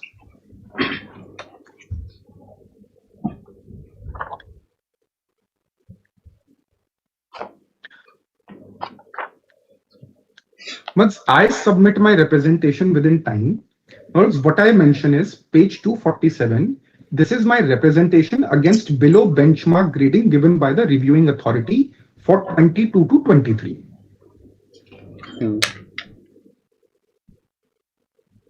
Once I would read the first 3 lines. I seek your indulgence and kind consideration with respect to the warranted and uncalled for remarks against me in APAR 22-23 by the reviewing officer, which are made solely to punish me and spoil my career progression. Second paragraph. It is also clear that the APAR exercise has been turned into a tool to punish me rather than to aid for my development. And I also say that this is only because I made a whistleblower complaint. What's the third paragraph? I'll trouble your lordships. Against the very basic necessity, while carrying out the exercise of APAR, the reviewing authority, who was the erstwhile DGBR and was 3 levels above me, did not provide any guidance for improvement as mentioned under Part 3 of the APAR, thereby condemning me unheard against the principles of natural justice. It is pertinent to mention that the DGBR did not visit the AOR of the Project Sevak, and I did not have the opportunity to meet DGBR during the reporting period, which would have enabled the DGBR to get well versed with my performance and conduct, in the absence of which the adverse remarks against me have been made out of vengeance and only to cause irreparable harm to my career progression and promotional prospects. The DGBR was not familiar with the work I performed as Director Works, and also the DGBR knew me due to an ongoing court case that I filed in the Delhi High Court to obtain a NOC from the department for my deputation, as well as whistleblower complaint, in which an order was also passed to stop all adverse actions against me till the adjudication of my whistleblower complaint. Thus, to teach me a lesson, the DGBR has chosen to spoil my APAR, being heard and afforded an opportunity before making such unsubstantiated adverse remarks, particularly when the same are in complete disregard of the appraisal done by the reporting officer and have far-reaching implications on my career progression, including progression, is my fair right under employee career progression. This representation was sent by me on 9th of November 23, including mentioning all the OMs, which I would not read from here. I will take your lordships there. 9th November 23 representation gets decided after 18 and a half months on 22nd May 2025. After 18 and a half months at page 53. 53. That's the impugned order, Madhurs. 22nd May 25 after 18 and a half. Yes, yes. What is last time? May I, Madhurs? Yes. Once your lordship sees the date at the top right, 22nd May 25. It is an order.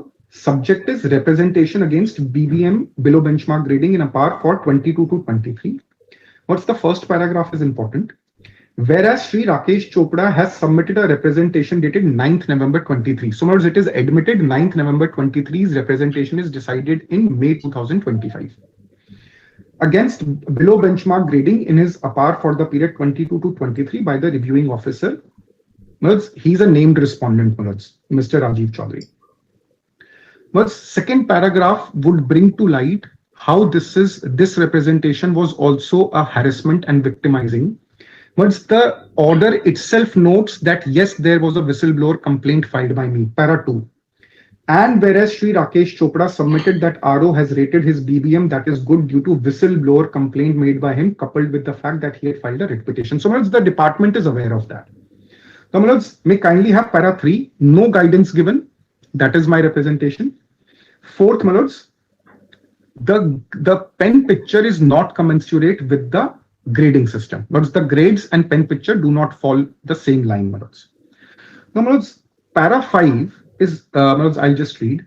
Whereas in terms of DOPT guidelines issued on dated 14th May 2009, comments of initiating officer regarding assessment under reference were obtained. Why this is done is, if I file a representation against my APAR grading, the comments by the adjudicating authority can only be taken from those officers who had carried out that exercise of APAR for me. Since on this date, the reviewing authority had already retired, therefore the comments were obtained from the initiating officer. So this line says that yes, they have obtained those comments. And whereas the IO so-and-so, while his letter dated 23rd January, mentioned that Sri Rakesh Chopra did not submit his aforementioned APAR, duly filled self-appraisal part in spite of several verbal and written instructions. So the blame is put on me. I did not submit my self-assessment. This shows that I am committing some misconduct. So the blame is on me. And whereas the comments of RO, that is ex-DGBR, could not be obtained as he has retired from government service on 30th September. The remarks are of 26th September and he retired after 4 days. Lordships may kindly have para 8 now, and this is the crux of the order. Page 54. Yes. And whereas the DGBR, via their letter dated 6th of June 24, have conveyed that the representation of Rakesh Chopra has been examined by taking into account the contention of the representing officer, comments of IO, and feedback received from environment. I'll just stop here. This cannot have been done. There could have been no inputs taken from anyone other than the reviewing officer or the reporting officer. It has been submitted that the officer had failed to complete 3 time-bound DE as inquiry officer since 21, which is directly being monitored by CVC and CVO. But this is an incident which falls beyond the concerned period of 22 to 23. Moreover, the officer did not submit his apart from for the period of so-and-so with self-appraisal to reporting officer despite written and verbal instructions. This reflects willful disobedience of instructions and attitude towards work. And whereas DGBR, wide letter dated so-and-so, has not recommended for updation of his grading, and whereas having considered the representation of the officer, grading by reviewing officer, recommendation of the DGBR, the competent authority has rejected the representation as being devoid of merit. May kindly see, this is signed by Sunil Kumar Pal, Deputy Secretary to the Government of India. He's below in my rank, and he's even below the rank of DGBR, who was the reviewing authority. Now, Munads, I will take your lordships through the concerned OMs as to in what manner the APAR exercise has to be done and in what manner the representation is to be decided. Your lordships may kindly have page number 302. I think we'll continue at 2:15. Yes, other matters. Yeah, very well, Munads. Very well, Munads. I'll join at 2:15. Yes. Any other hearing at 2:15? 21. No, we'll take up other hearings which are urgent. We can take up second half. Yes, Mr. Sangma, what matters yours? 36, serial 36 hearing, but whether there's a step ready. Ready? Yes, my lord.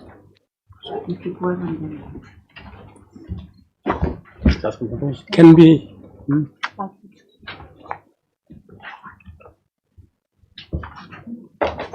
We'll take up now, my lord. 21. Yeah. Or we'll take other day.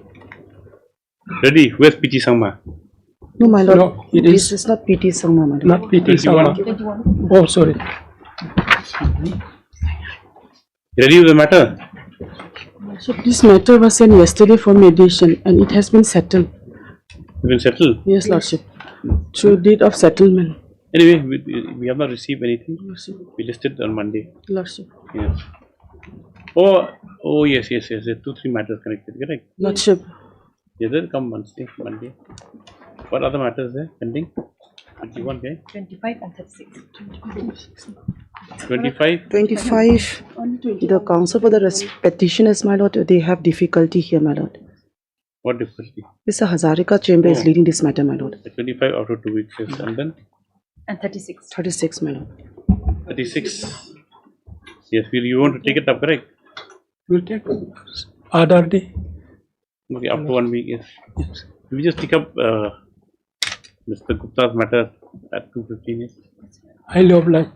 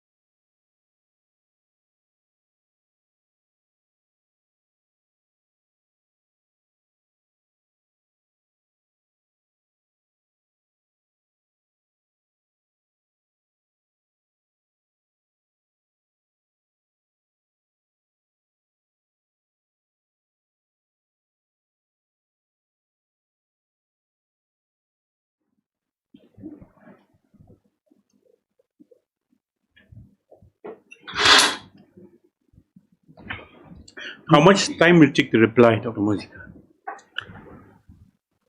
I don't know, till now it is 2 points only. Original hearing there were several points, now it seems that Mr. Gupta has reduced his... Are condensing your arguments to 2 points only? The EPR strictly. And? Mulad, I will be arguing only on 2 things.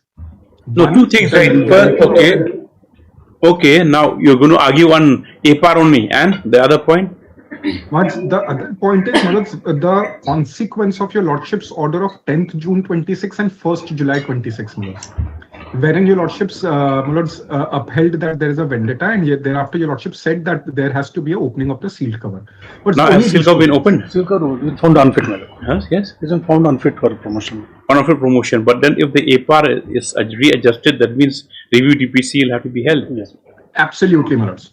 Absolutely. See, Mr. Gupta, there's only one slight constraint on my part, is that there's a state level meeting which under the Supreme Court conduct at 3 o'clock. So if we can complete arguments by quarter to 3. By quarter to 3. But I'll finish my arguments in 15 minutes, Manoj. Very good. May I, Manoj? Please. Manoj, I would start.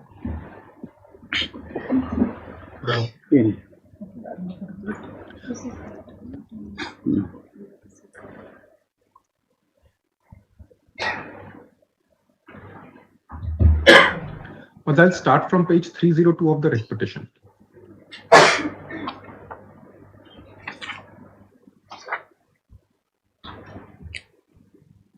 Yes.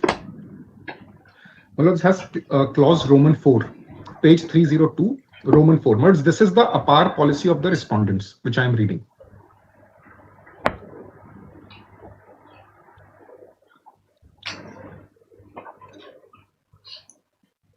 Yes. What's Roman 4? The competent authority may consider the representation, if necessary, in consultation with the reporting. This is a continuation of the same one that you read earlier.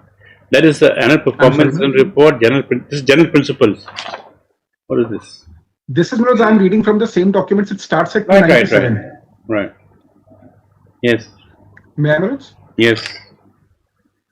The competent authority may consider the representation. So the first critical word is competent authority. Only they can consider. If necessary, in consultation with the reporting and or reviewing officer. That's the second important part. Only in consultation with reporting and reviewing officer. And shall decide, not it's mandatory, the matter objectively based on the material placed before him within a period of 30 days from the date of the receipt of the representation. So much the time period for deciding my representation is 30 days by a competent authority only on the comments of reporting and reviewing officers, because they were the officers who are the instruments through which APAR was culminated. In my case, this 30 days, 1 month has taken 18.5 months. So much I could have actually ended this whole case by simply saying that this order being passed against the laid down policy is liable to be set aside. But what is more important is, since I am also pleading that this has been done to victimize me, this has been done to hamper my promotion, to ensure that I do not get promoted. Therefore, I need to address a few more points before your lordships. Now, let me kindly have thereafter page number 327.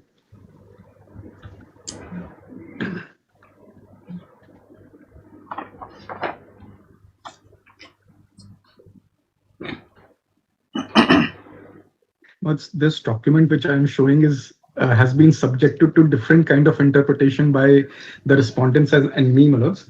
Your lordships may kindly have page 327, annexure 20, para 2.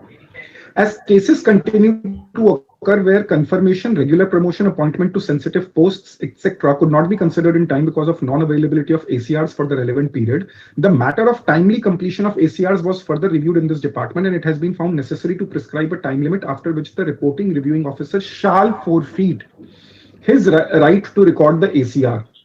It has been decided that while the time limits prescribed in the aforesaid OM dated so-and-so should be adhered to as far as possible, in case the ACR is not initiated by the reporting officer for any reason beyond 30th June of the year in which the financial year ended, he shall forfeit his right to enter any remarks in the ACR of the officer to be reported upon, and he shall submit all ACRs held by him for reporting to the reviewing officer on the next working day.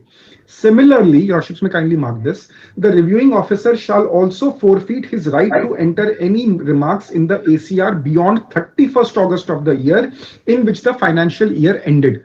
What's in my case, the impugned remarks have been entered on 26th September. That is 26 days beyond the statutory timeline of entering those remarks.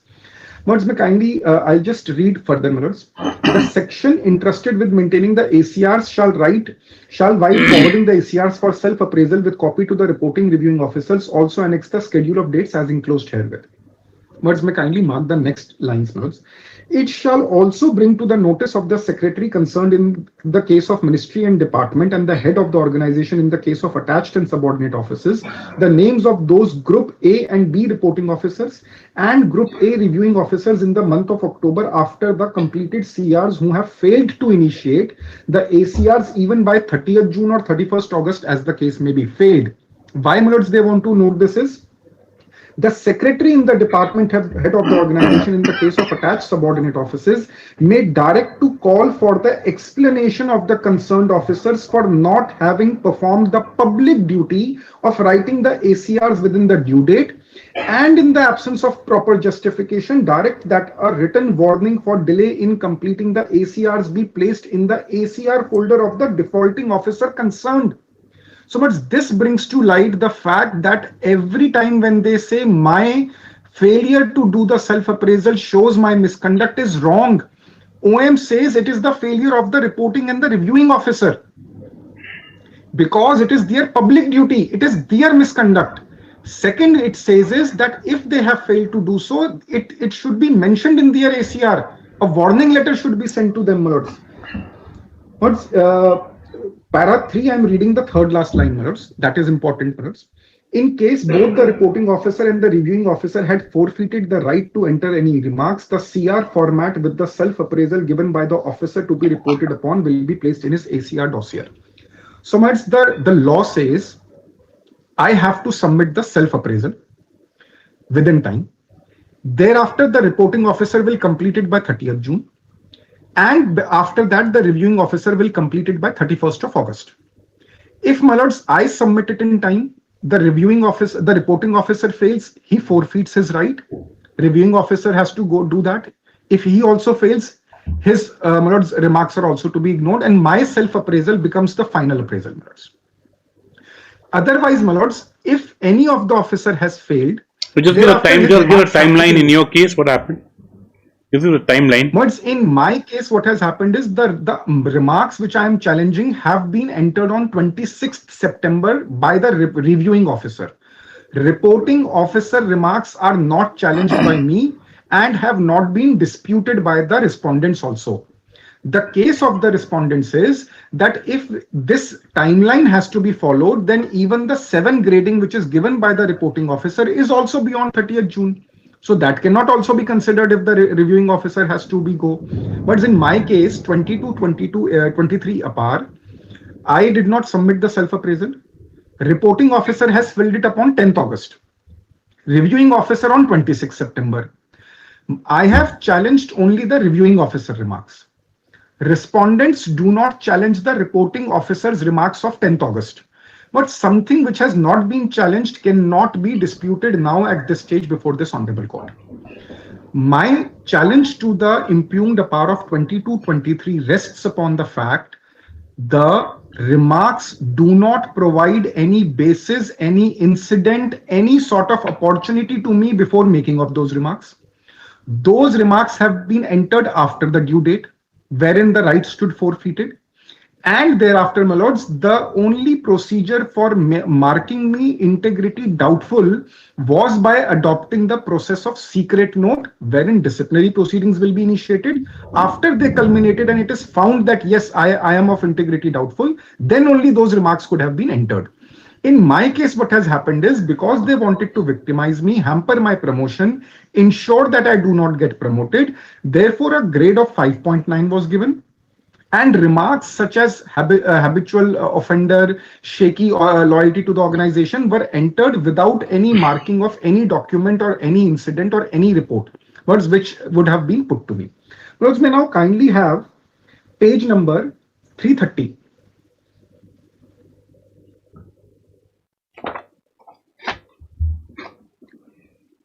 Words, this is the OM of 13th April 2010.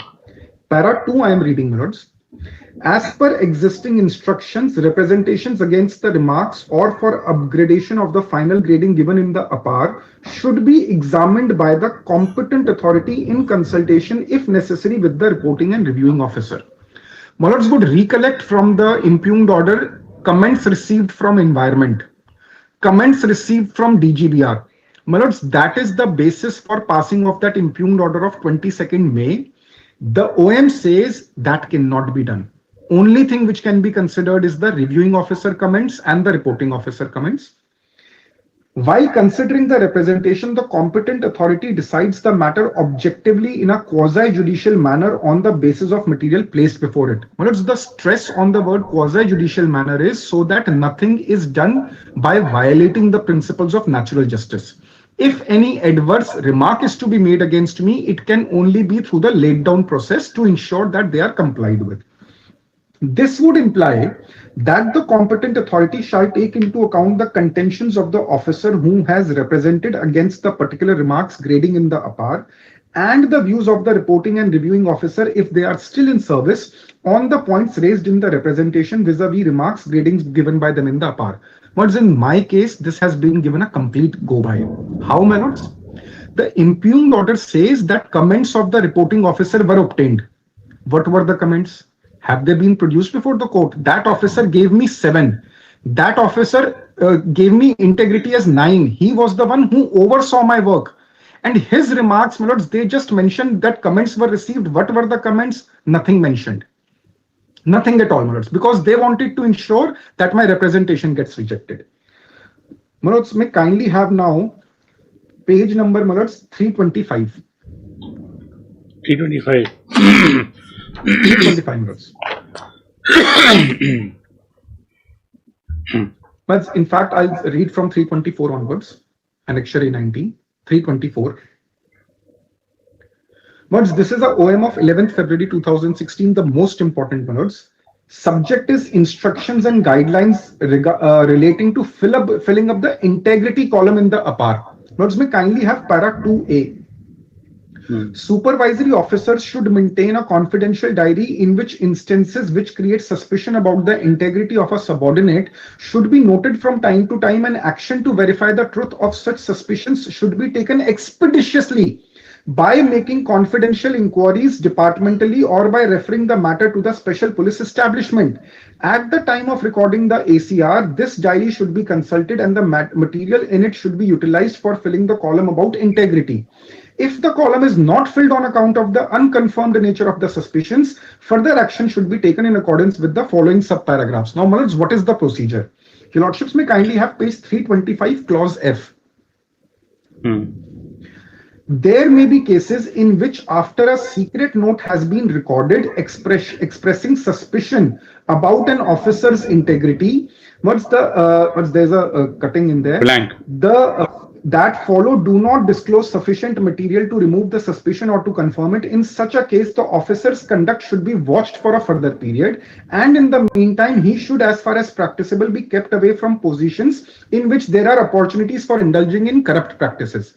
What's why I'm reading that paragraph is 26th September 2023, I was IO in 3 departmental inquiries. If my integrity was doubtful, the respondents should have taken away those departmental inquiries from me. They did not do that. In fact, my lords, I am saying it on record, from, my lords, at that point of time until today, I continue to hold one of the most responsible position, my lords, director works, which deals with all the contracts to be dealt with by the respondent organization till today. If my integrity was doubtful, as per this paragraph, they would have taken all the responsible posts from me. Respondents cannot, my lords, blow hot and cold. At one time say my integrity is doubtful, but continue, my lords, with me as an IO for all the 3 departmental inquiries. So, my lords, what happens if my integrity is doubtful? Next paragraph answers that. It is further conveyed that the remarks against the integrity column of APARs of the officers reported upon shall be made by the reporting officer only in one of the 3 options. So, let's reviewing officer cannot even give me remarks in the integrity column. It is only the reporting officer. The 3 ways is, one is beyond doubt. Second is, since the integrity of the officer is doubtful, a secret note is attached. So, let's they will not make anything. They will prepare a secret note. And third is, not watched the officer's work for sufficient time to form a definite judgment, but nothing adverse has been reported to me about the officer. So much this necessary entails that DGBR reviewing officer should have overseen my work directly, which he did not do. I mentioned so in my representation. The reporting officer who saw me work, who gave me responsibilities and has given me a grading of 7, integrity of 9. His remarks are ignored. They are reduced without giving any reasons. And they mention the word doubtful integrity without following the procedure of secret note. Because secret note says if it is doubtful, you conduct the disciplinary inquiry, which they did not do. Now, may kindly have page number 339.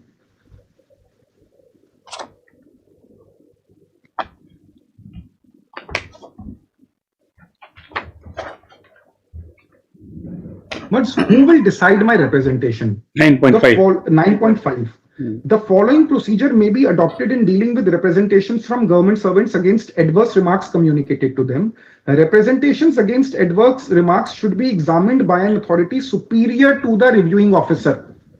Now in my case, I read, it is the undersecretary who is below my rank. Forget about the rank of the reviewing officer. DGBR is pay level 16. Till date, despite filing of 2 affidavits before this honorable court, despite me categorically raising this question in the writ petition that the impugned order has been passed by an officer below the rank of the reviewing officer, till date it has not come in writing who is that authority who decided my representation. It is signed by undersecretary. So on the basis of record, it is clear that the impugned order has been passed in violation of this, of their own policy, not by a superior officer. The last point which I want to show in this is at page number 318. 318. 318 words.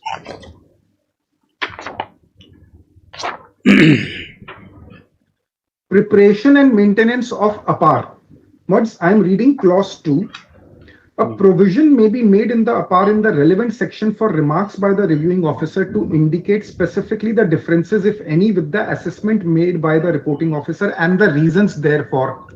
The whole process of APAR is to ensure that the government work does not suffer and my career progression does not suffer. Both have to be, coincided.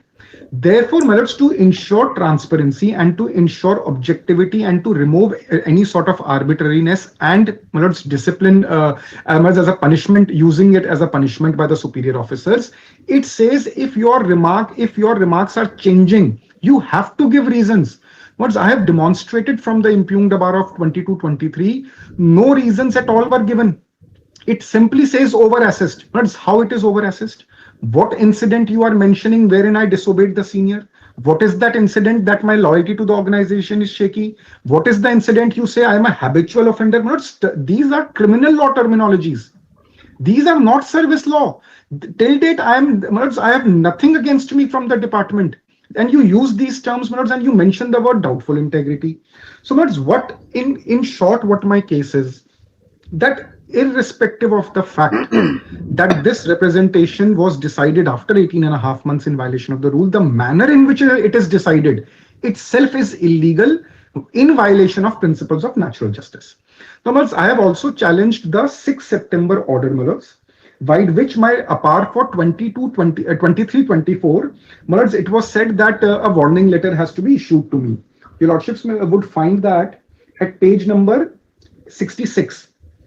Yes. 22-23, this is my argument. For 23-24, page number 66, my lords. This is regarding my next year's APAR.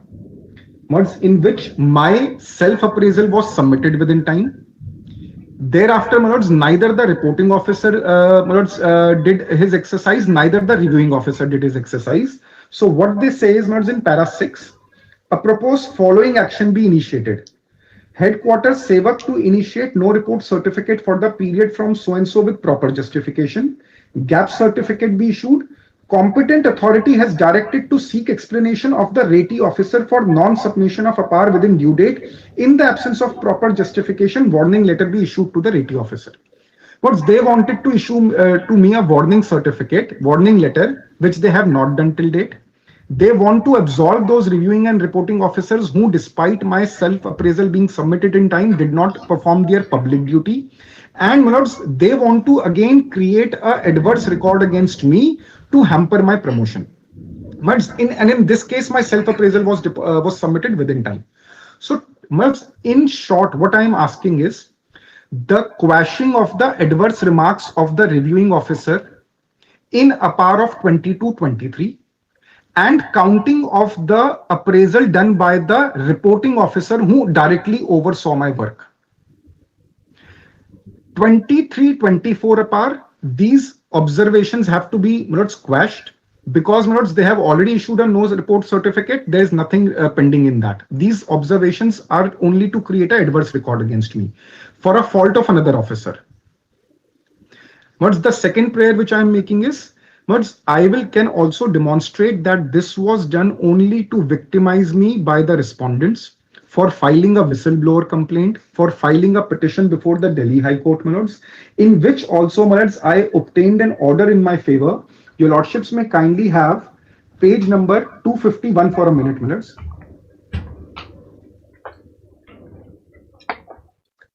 Relevant is 255.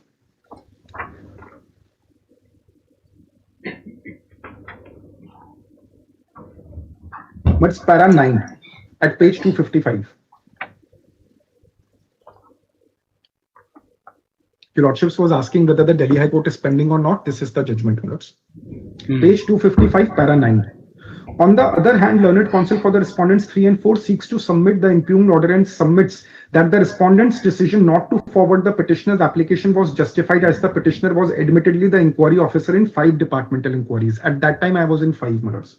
He further draws our attention to the SOP dated so-and-so and submits that since the petitioner chose to appear in the interview despite his application not having been forwarded by the headquarters, he cannot now complain to that the court of inquiry ought not to have been held against him. May kindly note this. After some arguments, he submits that in the peculiar facts of the case, the respondents undertake not to take any further action against the petitioner on account of his having appeared in the interview without getting the requisite approval. We take this statement on record. But I argued this matter. The reason this submission came was because at that point of time, the Honorable Court wanted to issue strictures against the respondents for me attending interview. Since to avoid those strictures, the respondent gave a statement, we will not continue with this court of inquiry. But the para 10 is very important.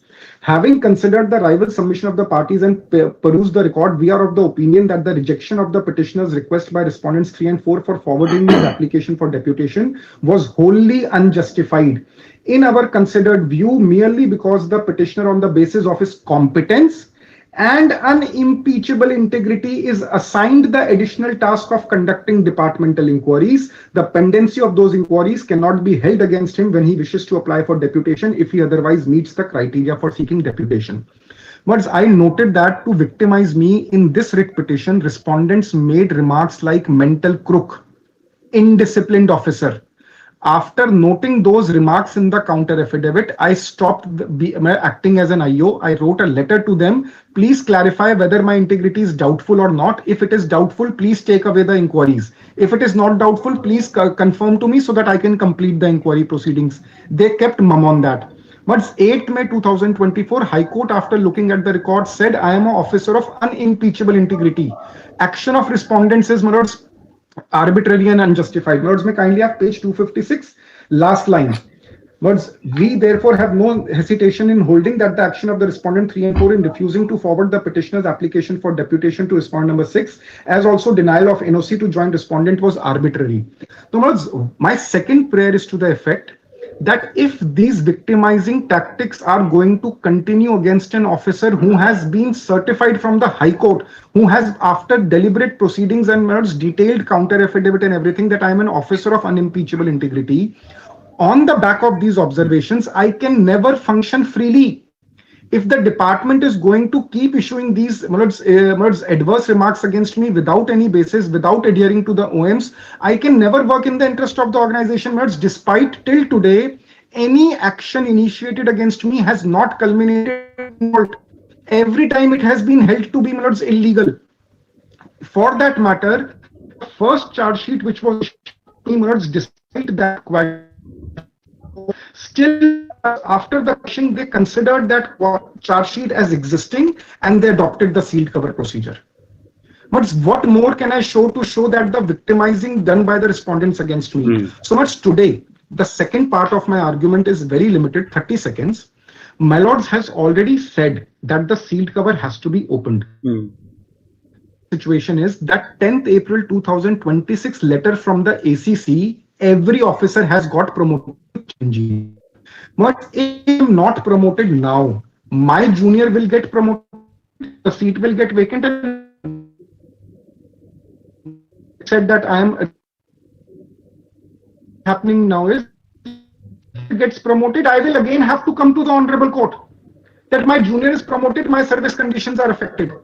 So much I'm only saying that once this matter is already before the honorable court, judgment's already heard once, now your lordships is going to decide it in my respectful submission. Once the sealed cover has been opened, the date when this DPC was conducted, there was nothing against me. Why cannot I be given ad hoc promotion subject to the outcome of the petition to avoid further litigation? To substantiate that, 14th September 1992, OM says, if there is any doubt on any officer, he can be given ad hoc promotion subject to the outcome of the proceedings. Because ultimately, my lords, what has to be seen is that no junior gets above a superior officer. But that is my only submission. Where is that? Mr. Dick, 92? Mr. Dick, OM? please, my lords. My lords, may kindly have my application which I filed, my lords, in April, my lords.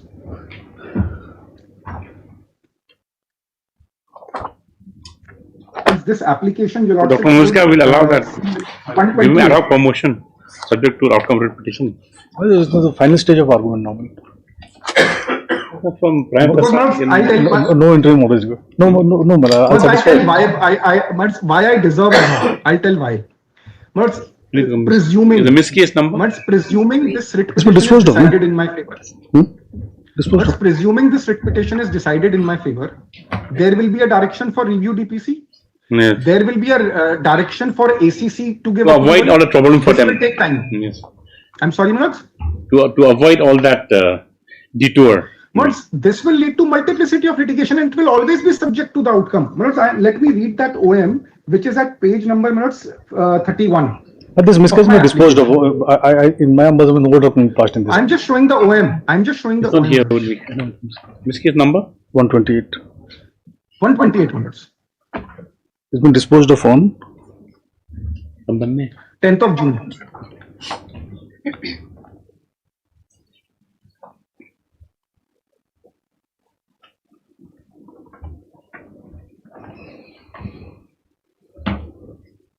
Let's see, page 31.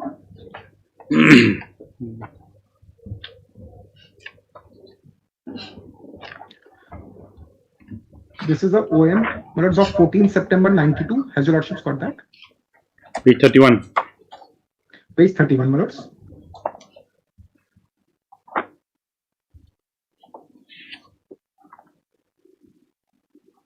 What is that part? Just curious to see whether it's permissible.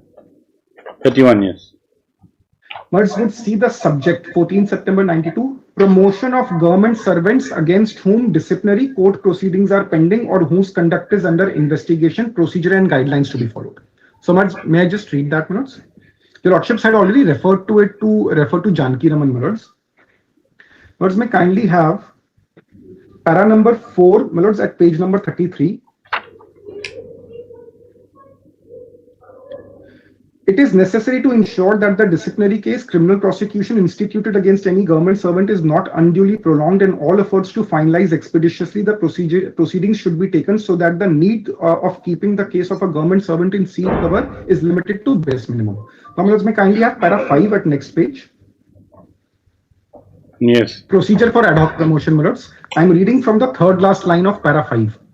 In such a situation, the appointing authority may review the case of the government servant and, provided he is not under suspension, to consider the desirability of giving him ad hoc promotion, keeping in view the following aspects. But does it involve another exercise? It's a different exercise. It's a different exercise. Anyway, just curious. May I just say last line? Yes. May I just say one last line, my lords? Yes. Just one last line. Today, my lords, I demonstrate that the APAR, on account of which I am declared unfit, is beyond 30 days time limit. Lords, your lordships, lords, that is on the face of it. It is beyond the statutory timeline of 31st August. Yes. This is the only reason for declaring me unfit. Now, my lords, whatever directions follow, lords, as a my lords, hopeful person, my lords, I will presume that it is going to be in my favor. Lords, let us assume that it comes in my favor. Yes, lords. Let us assume it comes in my favor, and lords, the directions for lords, review DPC and ACC will take time, lords, because that cannot be, lords, overnight. My junior gets promoted. Where do I stand, lords? Can be corrected again. I have to file a 5th writ petition. Again, I have to file a 5th writ petition, lords. And lords, I am saying subject to the outcome. No, and my statement may be taken on record. I will claim no. No, Mr. Gupta, you see, even if we give those directions, that involves an exercise will take the same time as reconstituting the deep review DPC. So I mean, no purpose will be served. Actually, we're in the last leg of the hearing, so I think no purpose will be served by complicating the issue, because then they will ask for their right. They will ask for their right to reply, to that, if that is allowed. I'll demonstrate. It doesn't get complicated. My humble submission, Mr. Gupta, is a very feeble chance of being so optimistic in this case. Of course, he's optimistic. I'm also optimistic. Of course, we were taught that no case is a bad case. When you bring a case to court as a lawyer, every case is a good case. It's like that. Yes. So. Mads, I'm only requesting, Mads, with due respect, Mads, I must say, Sir Mazika, I'll argue tomorrow. Very I'm not seeking time, leaving any scope for any ad hoc promotion at this point of time. I'll continue tomorrow. Okay. Tomorrow. Mads, may I have it at 2:15 minutes, so that to avoid any difficulty, minutes. If you're we'll take it in the list. Tomorrow is a Friday. We'll continue with the cause. Okay, we have wholesale adjournment, so that is the right. So continue tomorrow. Very well, obliged.